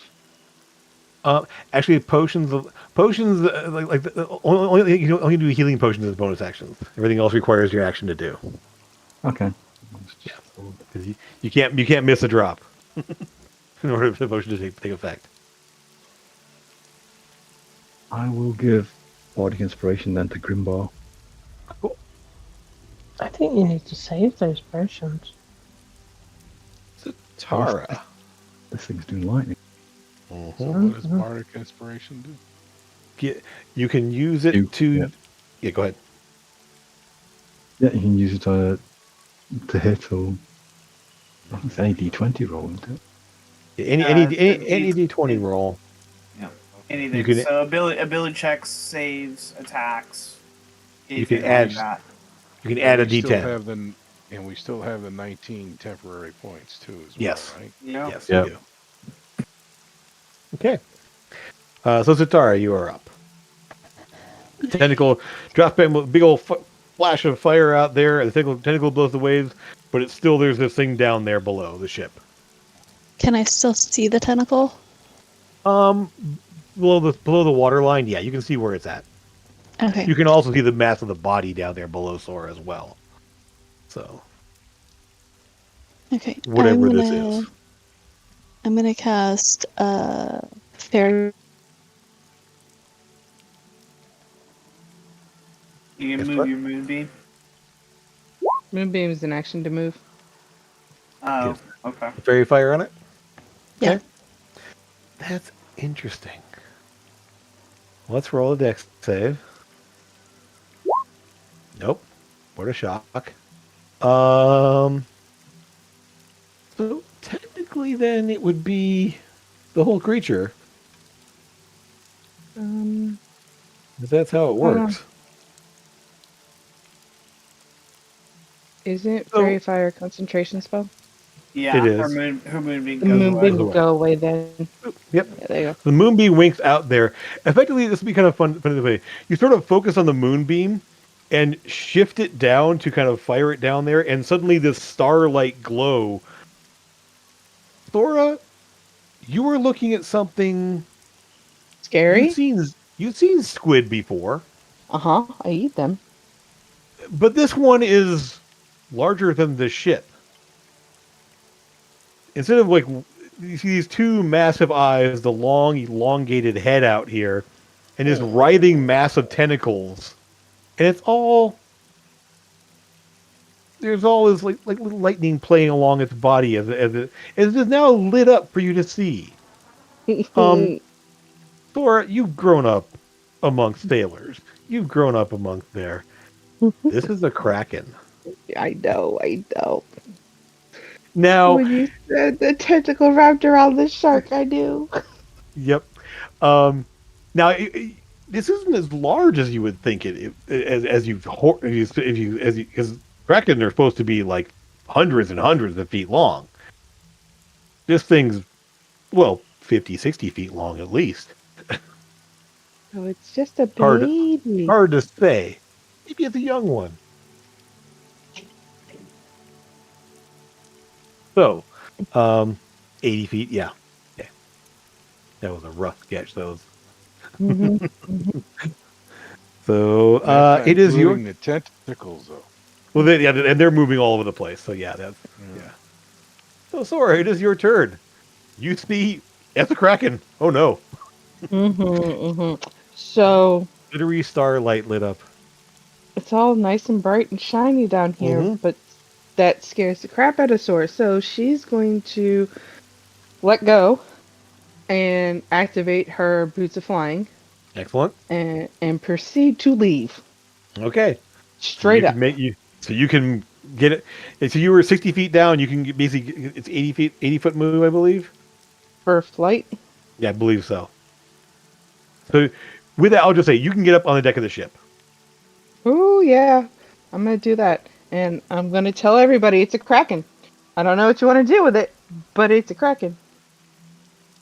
60 feet Maybe movement. we need to get Kraken out of here. Yep. It's not as large as a normal kraken, from what I've been told. This one seems to be smaller. You will see that the smaller sharks are at this point not even noticing. They are all just swimming around, chomping and kind of like moving around through the gore and the blood and everything else to that, and chomping on dead sharks and such around there. However, something else occurred right about here, next to this shark. You will see, and just to be clear, the ship is still moving forward. It's getting closer to shore as this is going on. The sharks are kind of swimming around more, and it's kind of leaving some of the sharks behind. Let me just go ahead and do that real quick.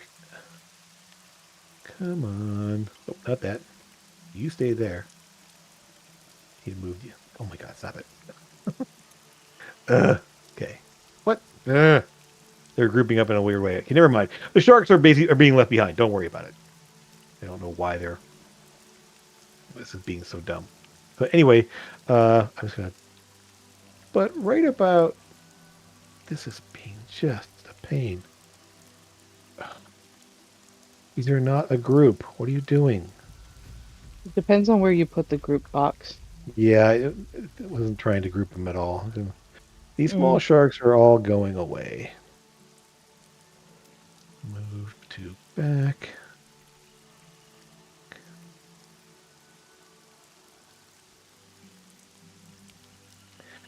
Yeah, we'll do for now. Okay. So, but right about where one of the sharks is up in here, you will see a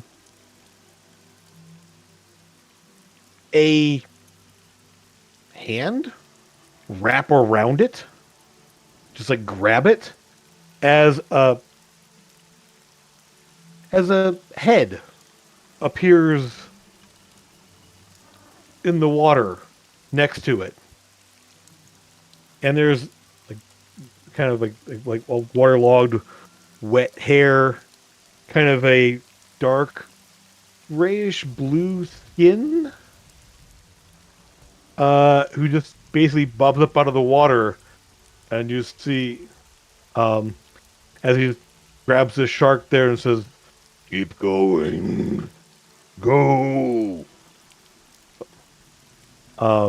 As the helmsman and everything else just keeps the ship going as fast as he can straight ahead. Thanks. Who are you, Mr. Dude? Let me just see.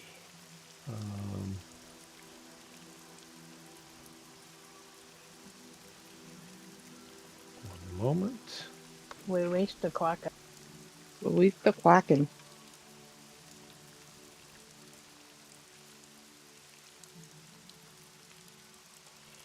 The Quacken has been released. But yeah, it's right here. This shark is grabbed and is held by this thing. And yeah, the ship is moving forward. Grim, you hear that voice from off the side over here, seeing the head's bigger than you. The hand is bigger than you are. And it's just something swimming right out here.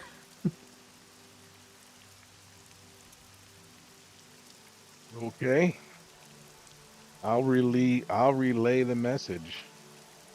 Don't stop. Keep going. I yell it as loud as I can. And I'm still looking for more squid tentacles. Okay. What is it called? Steady rest, steady Yep, aim. steady aim. Yep, and well, it's now glowing too, so you have advantage on that as well. So you can do either way. Oh, So hold your shot essentially. But yeah. Yep. Okay. Esk. Okay, Well, so if I steady aim, excuse me, if I steady aim, I just maintain my initiative, correct? Yeah, yeah. Mm-hmm. Yeah, that's what I'm doing. Yeah. You're holding an attack essentially. Yeah. Right. When something appears. Steady aim makes Would your give- speed 0, and then you have advantage on all your attacks. But you still have advantage anyway because it's fairy fired. Because it's fairy fired, yeah. Yeah. So either way, it's fine. You can hold your attack and ready to shoot anything comes up. So underneath the boat here, this is just what do I see here? I'm like, oh, you see this elongated shape glowing with starlight. I can't hit any of it. I mean, you could go down to it if you want to. I'm like good. it's Yeah. Is the boat guy still in the water? No, he's been dumped off the side now. So yeah. Okay, yeah. All right, so then I'm just going to phase back through the floor, and am going to. I move you because the boat is moving. It's basically you've got to phase back up through the back part of the boat as it's moving away from you. Right. Yeah. And then run to the top of the boat. Okay. And that's it. Yeah. The captain is just The captain's obviously just shouting orders: "Keep it steady, keep it moving, keep it moving." And kind of as you appear through the ship, Amethyst, you see Eldon ask twice. Sorry, you see Esk suddenly appear through the deck of the ship there, kind of stepping on top there, facing through the floor. Hello. Amethyst, it is your turn. Okay.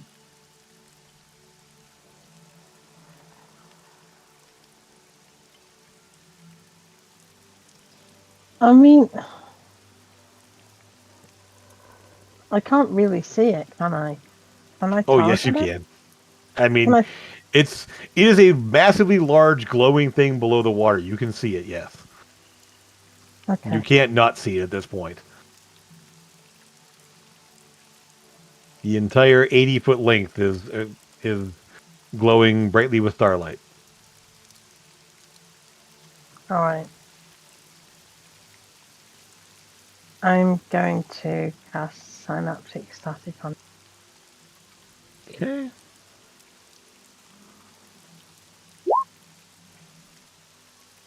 24. Intelligence save. Okay. Oh wow, nice roll, nice and low. Doesn't have advantage, does it?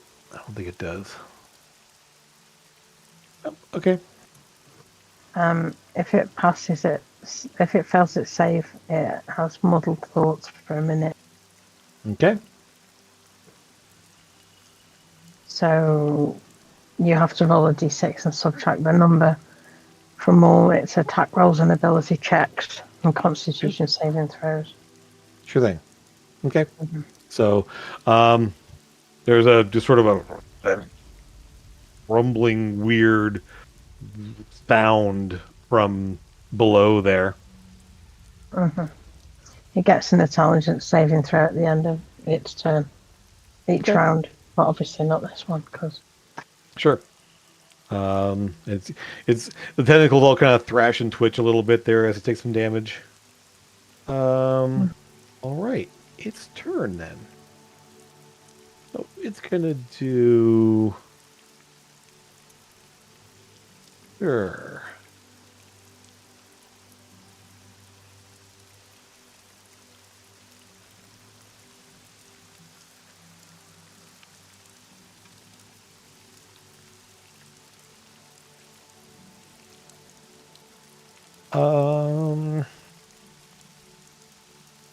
See, this thing is weirdly smart. So are you. So, effectively, Got uh, him. it's going to a tentacle will rise up out of the water again. Grim, you can take your shot. And it sort of like as it does, you see the lightning crackles along the length of it, just right up there, and it just lashes out, and the lightning flashes out to hit Satara. You need to make me a dexterity save. Rude. Yay, I'm great at those. Grim, you So definitely sorry. hit. She critted. Okay. 12, not going to do it. Not going to be enough. Let me just roll this real quick. Oops, that's I not what I get want to do. 41 points of damage. Okay, so 25 lightning damage to Tara. And you will need to make a concentration check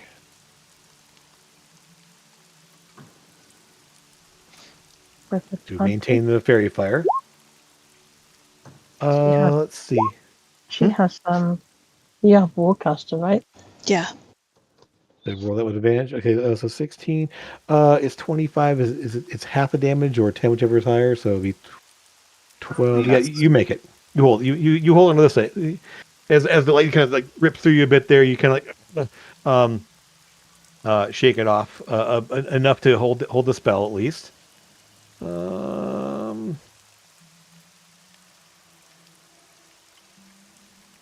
Yeah, and effectively it will. You will see the head of the thing sort of rise up from this side over here. and rising up out of the water is this squid-like head there, but two large eyes that have strangely like almost like goat-shaped, the goat like barbell sort of things. They're glowing red eyes, these black like barbell-shaped irises. They're just kind of looking at you, staring at you. Um, and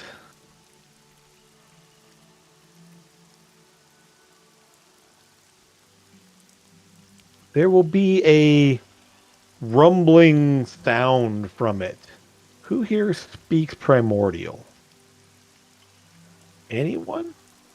No. Yeah. Not me. Nope. There's just this like as just Basically this sounds like rocks grinding. Yeah. more I like do just speak giant. you do. Okay. Then um that's its action. Was the lightning strike? That's all it can do right there. You don't know what it says. Lucas, you see the head rising up there. There's a tentacle rising up out of the water that's going to splash electricity and hit Satara. Can I get any insight into what it was trying to get across to us? And you can give me an insight check with disadvantage.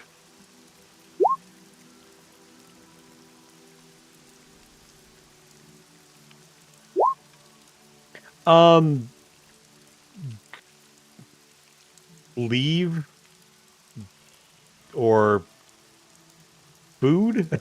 It's hard to say. Like stay and be eaten, right? Maybe probably the best thing you would be um that you could get from it. Other than that, you don't recognize the words, and there's no way to tell expression or anything else from this thing there. Yeah. Just the sound of it was more of definitely a threat. It was the intent. I'm gonna cast that in. Okay. And static is on saving throws as well, or just attacks? Oh, Constitution saving throws. Okay. That rolls ability checks. Okay. Oh, maybe intelligence save.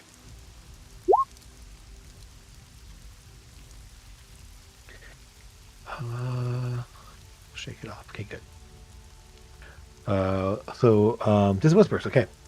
Let's see. It's going to be a wisdom saving throw. Not enough. Okay. So it will then move away. So effectively, it goes this way. 50 feet. So its tentacles are still partially under the ship, but its head is now 50 feet that way. It's hard to move this whole thing. So, all right. Satara. Still maintaining that thing there. This is still down there below. Yep. I am going to cast Guiding Bolt. Okay.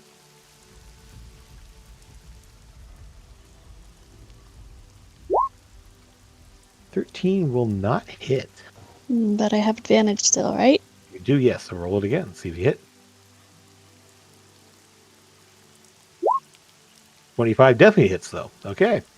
Yay! Right, damage kind of rips into it there, and it kind of shudders a bit as you hit it right in its giant head with a guiding bolt. Anything else you want to do? Nope, that's it. Okay. Sorry, you're up. All right. This is going to be fun. Breath weapon. Okay, Because I'm not getting back in the water. sure. It does nothing. I know it doesn't. Which weapon are you using? The other one. The fire one. Fire That one? fire? I Thought we mean, said we have fire. no. They Which ones do I both have have now that I'm lightning. wrong? It's the enervating or whatever. I don't know. I don't. The metallic breath weapon has like an enervating and a fear one. You know what? No. Okay. I'll just throw sunburst at it. Okay. All That'll right. just solve that whole thing because that's an action and then a bonus action to call it back. Cool. Okay. You definitely hit. So the fireball goes off. That's 9 damage. And then the fireball, is that the actual fire? No, that's just the weapon. Yeah. And then the actual part of this lovely thing itself. Fire in the hole! Kaboom! Nice. So you another fireball, and it kind of like flinches back at the flames, rip over top of it there, and scorches a bit of its giant pointy dome, and just rumbling gasp of pain as it hits there. All right. And the ship keeps moving. And so we're gonna. Can I move this whole thing? Maybe. Almost. Just do it this way. So the ship moves away from it. A ways. Don't mind the hole in the middle of it there. It's gonna keep going.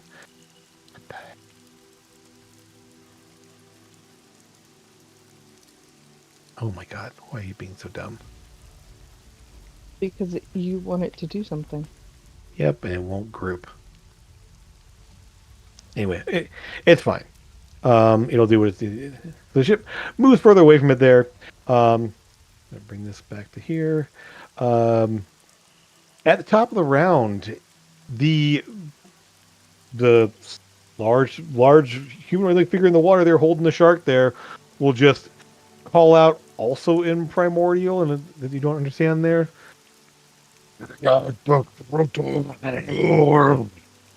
And to you, you will hear,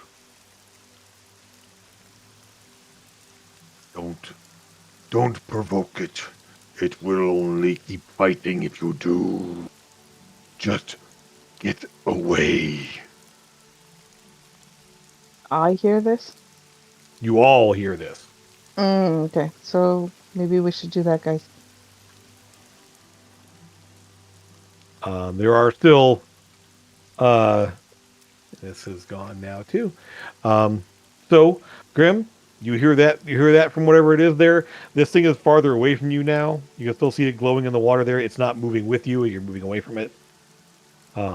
You glance over your shoulder and you see there is land ahead, maybe less than a mile away at this point. Oh, when he says don't provoke it, I'll drop my well. I won't fire. I'll maintain a steady aim. Sure. Because if it approaches, then I'll shoot. Sure. Okay. Yeah, so you can hold your attack. Yeah, okay, it does Again. Again. Esk, go for it. I heard that. Mm-hmm. You all hear this. It's in common. Do we have a tentacle trying to attach to the ship? No, not currently. Okay. I am making sure I don't see anyone that looks like they're gonna fall over. Not currently, no. Everyone looks okay. I'm just going to hold. I'm gonna chill. Okay. All right. Gonna listen to the big old loud voice. All right. In that case, so let me ask. So rather than every single person here, is anyone going to do anything, or you just follow the guy's advice there and let it go? I would just let it go. No, I don't want to do anything. Just let it go. Okay. Okay. Well, and this what it'd be. if everyone's going to kind of hold actions, we'll just sort of let go on there. My, If you want to do an action of some kind, let me know what that is. my main concern is that it's just going to terrorize people, but I guess it's far enough away. Apart from this place, which I'm sure giants can deal with it. I think it's part of its defenses, to be honest with you. I think it's a pet. That's my opinion. Okay. So if no one has anything they're going to do specifically, we will drop out of initiative. The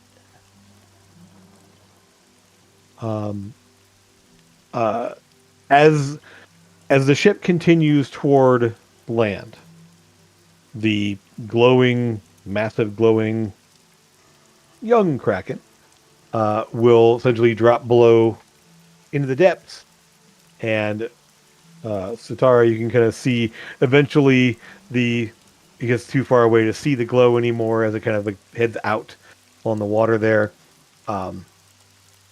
As the ship gets closer to the shore there, of course, the captain pulls in some of the sails. The ship slows.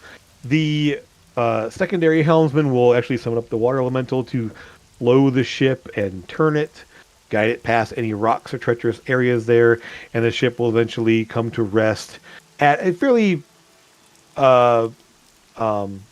isn't really a beach, but it's more like a kind of a bit of, like small rocks and pebbles and everything else that, and kind of come in near the edge there. Captain will stop the boat, drop anchor, and as you watch, keeping pace with the ship, pretty much, you see that head. It's like,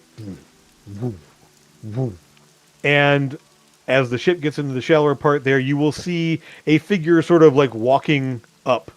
And as you watch, the figure walks and steps up into the shallower part of there, and steps up and steps up and steps up until you're looking at something, a humanoid, almost roughly 25 feet tall, taller than the mast of the ship, as it steps out onto the land. He's wearing some sort of essentially, for lack of a better description there, a close fitting loincloth kind of thing like that. But other than that is just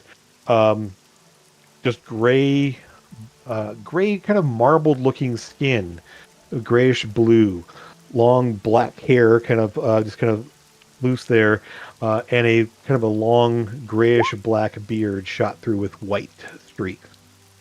And it looks down at you. Well, what are you doing here? Lucas?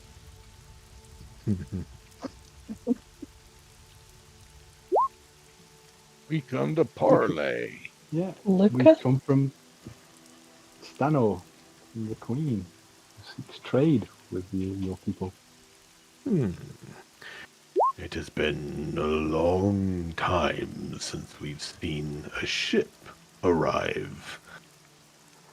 It was good to see. And you see he's still holding the shark in one hand. It's like one of the smaller sharks here, just like holding it like in one hand, like it's a fish basically. He walks over to a large pile of rocks. And you see there's a pile of cloth or something there, and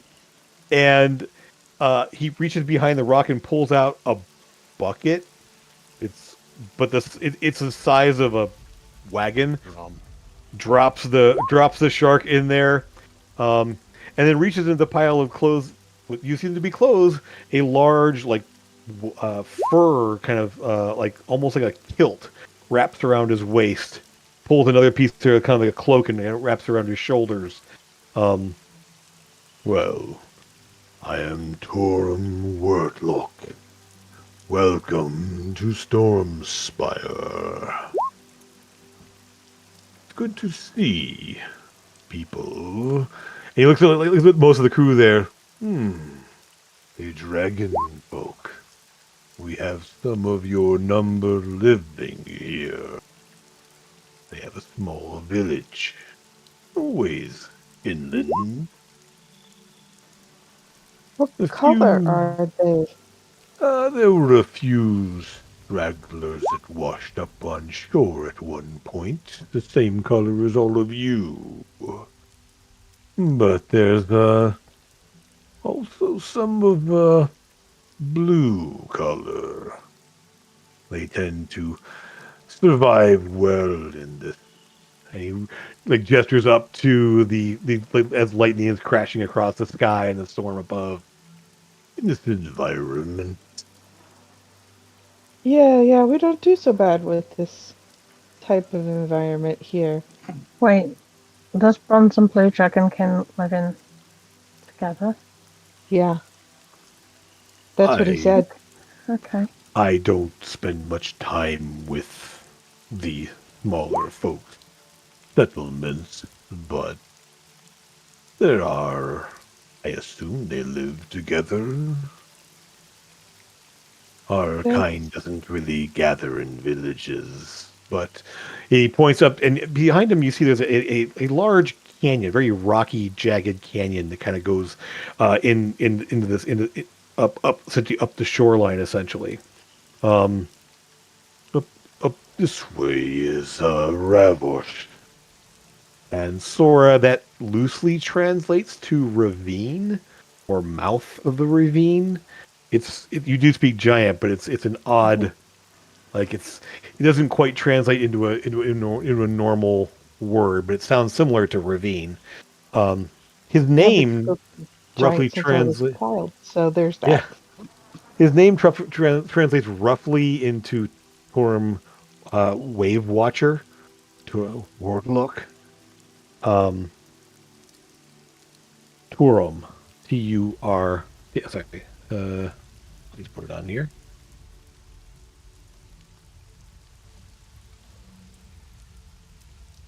That's basically what it looks like. Um, and is like, please come and we can speak up at Rivort. It is good to get out of the rain for some of you, I think. And he looks looking at those of you that aren't Dragonkin. Yeah. Amethyst fur looking a bit soggy now. The captain and a couple of the folks from the ship join you to come with. Like, we have word from Stanor to set up a number of trade and potentially diplomatic relations. Is this a normal occurrence along the shoreline here to deal with things like that? And he points out over out to the water and oh, there are some treacherous things out in the water as we try to keep them at bay, but it's a large island and they move around a lot. We can work to keep a secure landing place if that's what our arrangements could be worked out. I am not a person of authority, but I do live in this region, so um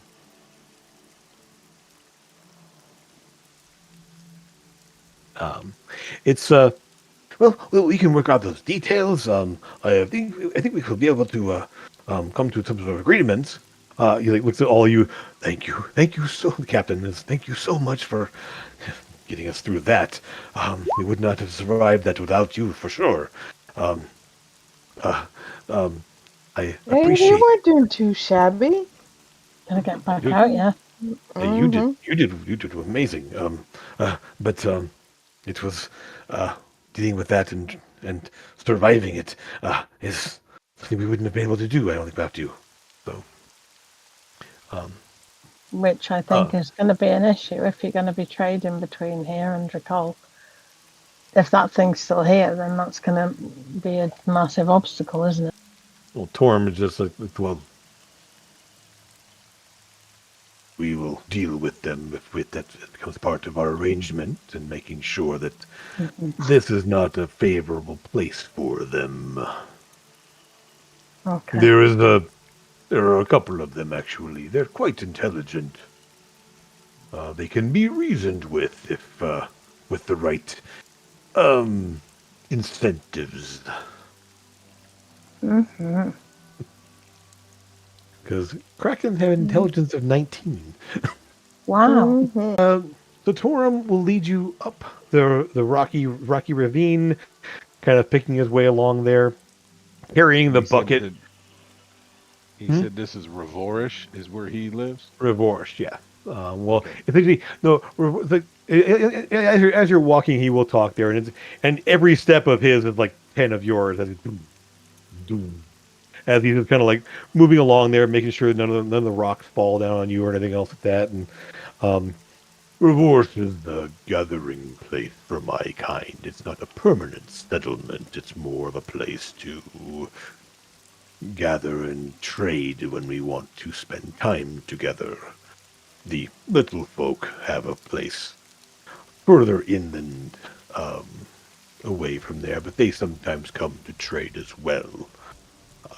So it is more of a meeting place, a gathering place. It's not much farther now. And as you kind of climb up this ravine, kind of switchback ravine there, it's maybe about a mile or two, roughly, as you get up there. You will open up into this, it's a fairly flat plain area. You see mountains and just storms everywhere. There's very little way of like large trees or anything else you can see. It's all rocky area, but there's this vast open space, and there's a lot of large stacked rock structures, all like balanced and set up there into not so much buildings, but more just like um lean-tos, and it's almost it's very similar to like a Colosseum type thing of like pillars of stone with like things across there, hides and furs stretched out over them to kind of give like little spaces, kind of tucking out of the rain. But they're all mostly sized for giants. So they're just these massive structures for you that you can kind of see. You're able to all easily get into one of them and get out of the rain. Um, as it's just this open, vast space where two or three of his kind could sit into this, but you can all fit in, there's no problem at all.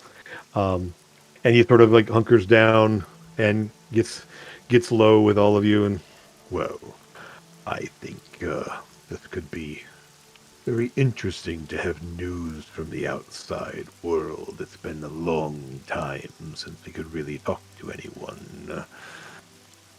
Not all of my kind might share that sentiment, but enough will to make this interesting exchange of potentially goods and information. And captain's, oh, very good. And he sort of like kind of launches into like immediately you're kind of almost immediately sort of like as he launches into negotiations, and you realize this guy's actually more of a diplomat than a sea captain for the most part, the way he sounds. But he's immediately And just like, I nudge "Hmm?" Ask when we realize that. I nudge him. Ask will whisper, we have not yet verified that he is of On the... behalf of the royal family, I'm going to say. Dang it. I will reach in and get 5 gold. And as the negotiations continue, eventually, you guys are getting a chance to rest, kind of get dried off, recover from any damage you took there, or just kind of to replenish energies and such that you've dealt with there. You will find that another of the storm giants approaches. The thudding footsteps there.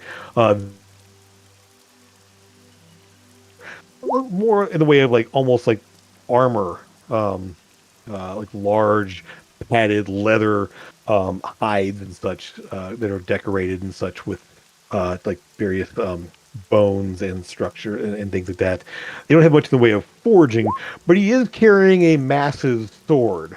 Um, of there's a couple of notches in the blade, but he's just carrying this like large like two-handed style sword that's roughly 20 feet long. Um, Is that it? uh, kind of sets Short kind sword. of sets it up there, and well, I see we have visitors. Yes, yes, yes. Conrad responds there, and eventually, as you watch, agreements are being made. Grim, I will I'm paying say, close attention to this, by the yeah, way. and you start hearing some of the things that they have to trade, and that they have um, interesting hides and furs. As you realize that you're not sure what creatures are large enough to make furs that big that these guys are wearing, because they're not all stitched together. They're large sections of something that's uh, large enough to cover up these guys, at least partially. Um, so you start talking about the different furs they have, some of the other resources on the island, um, and you definitely What take do note they of it. need? Yeah, I'm taking note of Yeah. that. Are they asking for anything specific? They start asking more for certain kinds of meat, and because they have somewhat limited what they have here, but definitely interested in any forms of um, especially ores, specialty metals and such, as they don't really have ways of mining very well here, or definitely anyone that can help them mine, because you can imagine a giant trying to mine is very difficult. They can't really make tunnels to go in things that are too big. So being able to set up some mining operations would be very beneficial to them I'm and gonna someone get else as rich. well.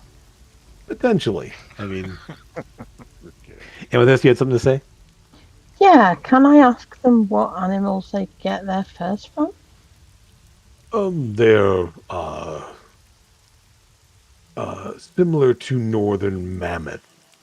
They're large quadruped creatures that have large ears and tusks. And he kind of points to, you'll see some of the fasteners they have are kind of these tips of these long tips of tusk and such, and they've got various some bone and stuff like that around there.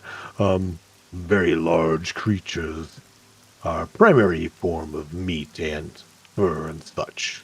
So there's a number of herds upon the island in various places. Um, and with that, the negotiations continue. The information is passed back and forth. The captain's um, is confident that with the aid of the giants there, helping them to leave the place, they can make their way back on their own as they have more time. You can He says, "You can go on. You can. You can go on your business if you need to. We could take care of things here. So I appreciate everything you've done. It's been wonderful having you aboard, and you're all amazing people." And putting on a little bit thick at times, but I mean, he's definitely uh, Mm-hmm. he's. You realize like this is a historic moment, as no one, as far as he knows, he's never. No one's been able to negotiate with these guys in anyone's memory anyway. I think you're pretty awesome yourself. I thank you very much. And um, with that, Lucas, do you want to, or I will say it's not close by, but if you want to use a tree, there are some trees large enough, and you realize like trees large enough to these guys would be plenty good for your size. Um, you could use a tree, or you could teleport. Either way, if you want to head back, you would not have to. Does Sora want to talk to a dragonkin? Yeah. With I his do. blue and Okay. Mm-hmm. bronze there. I do. Well, If we could spend the day here, it'd be right, and then like leave tomorrow, which would be next yeah. session. We're not in a hurry. Yeah. Well, in that case, we will pick up there next time when you guys go and meet some of the natives or other refugees or whatever they are. We'll do that next time. So, in that case, we'll call it there. Thank you for a fun time. Mhm. Thank you, Thank Jim. you. We'll, Thank you. those of you out there watching, thanks for watching now and in the future. Always love to have you here. And with that, we'll go ahead and make our way out of here for the evening. Thanks for being here. As always, drinks are on us. We'll see you again real soon. Bye, everybody.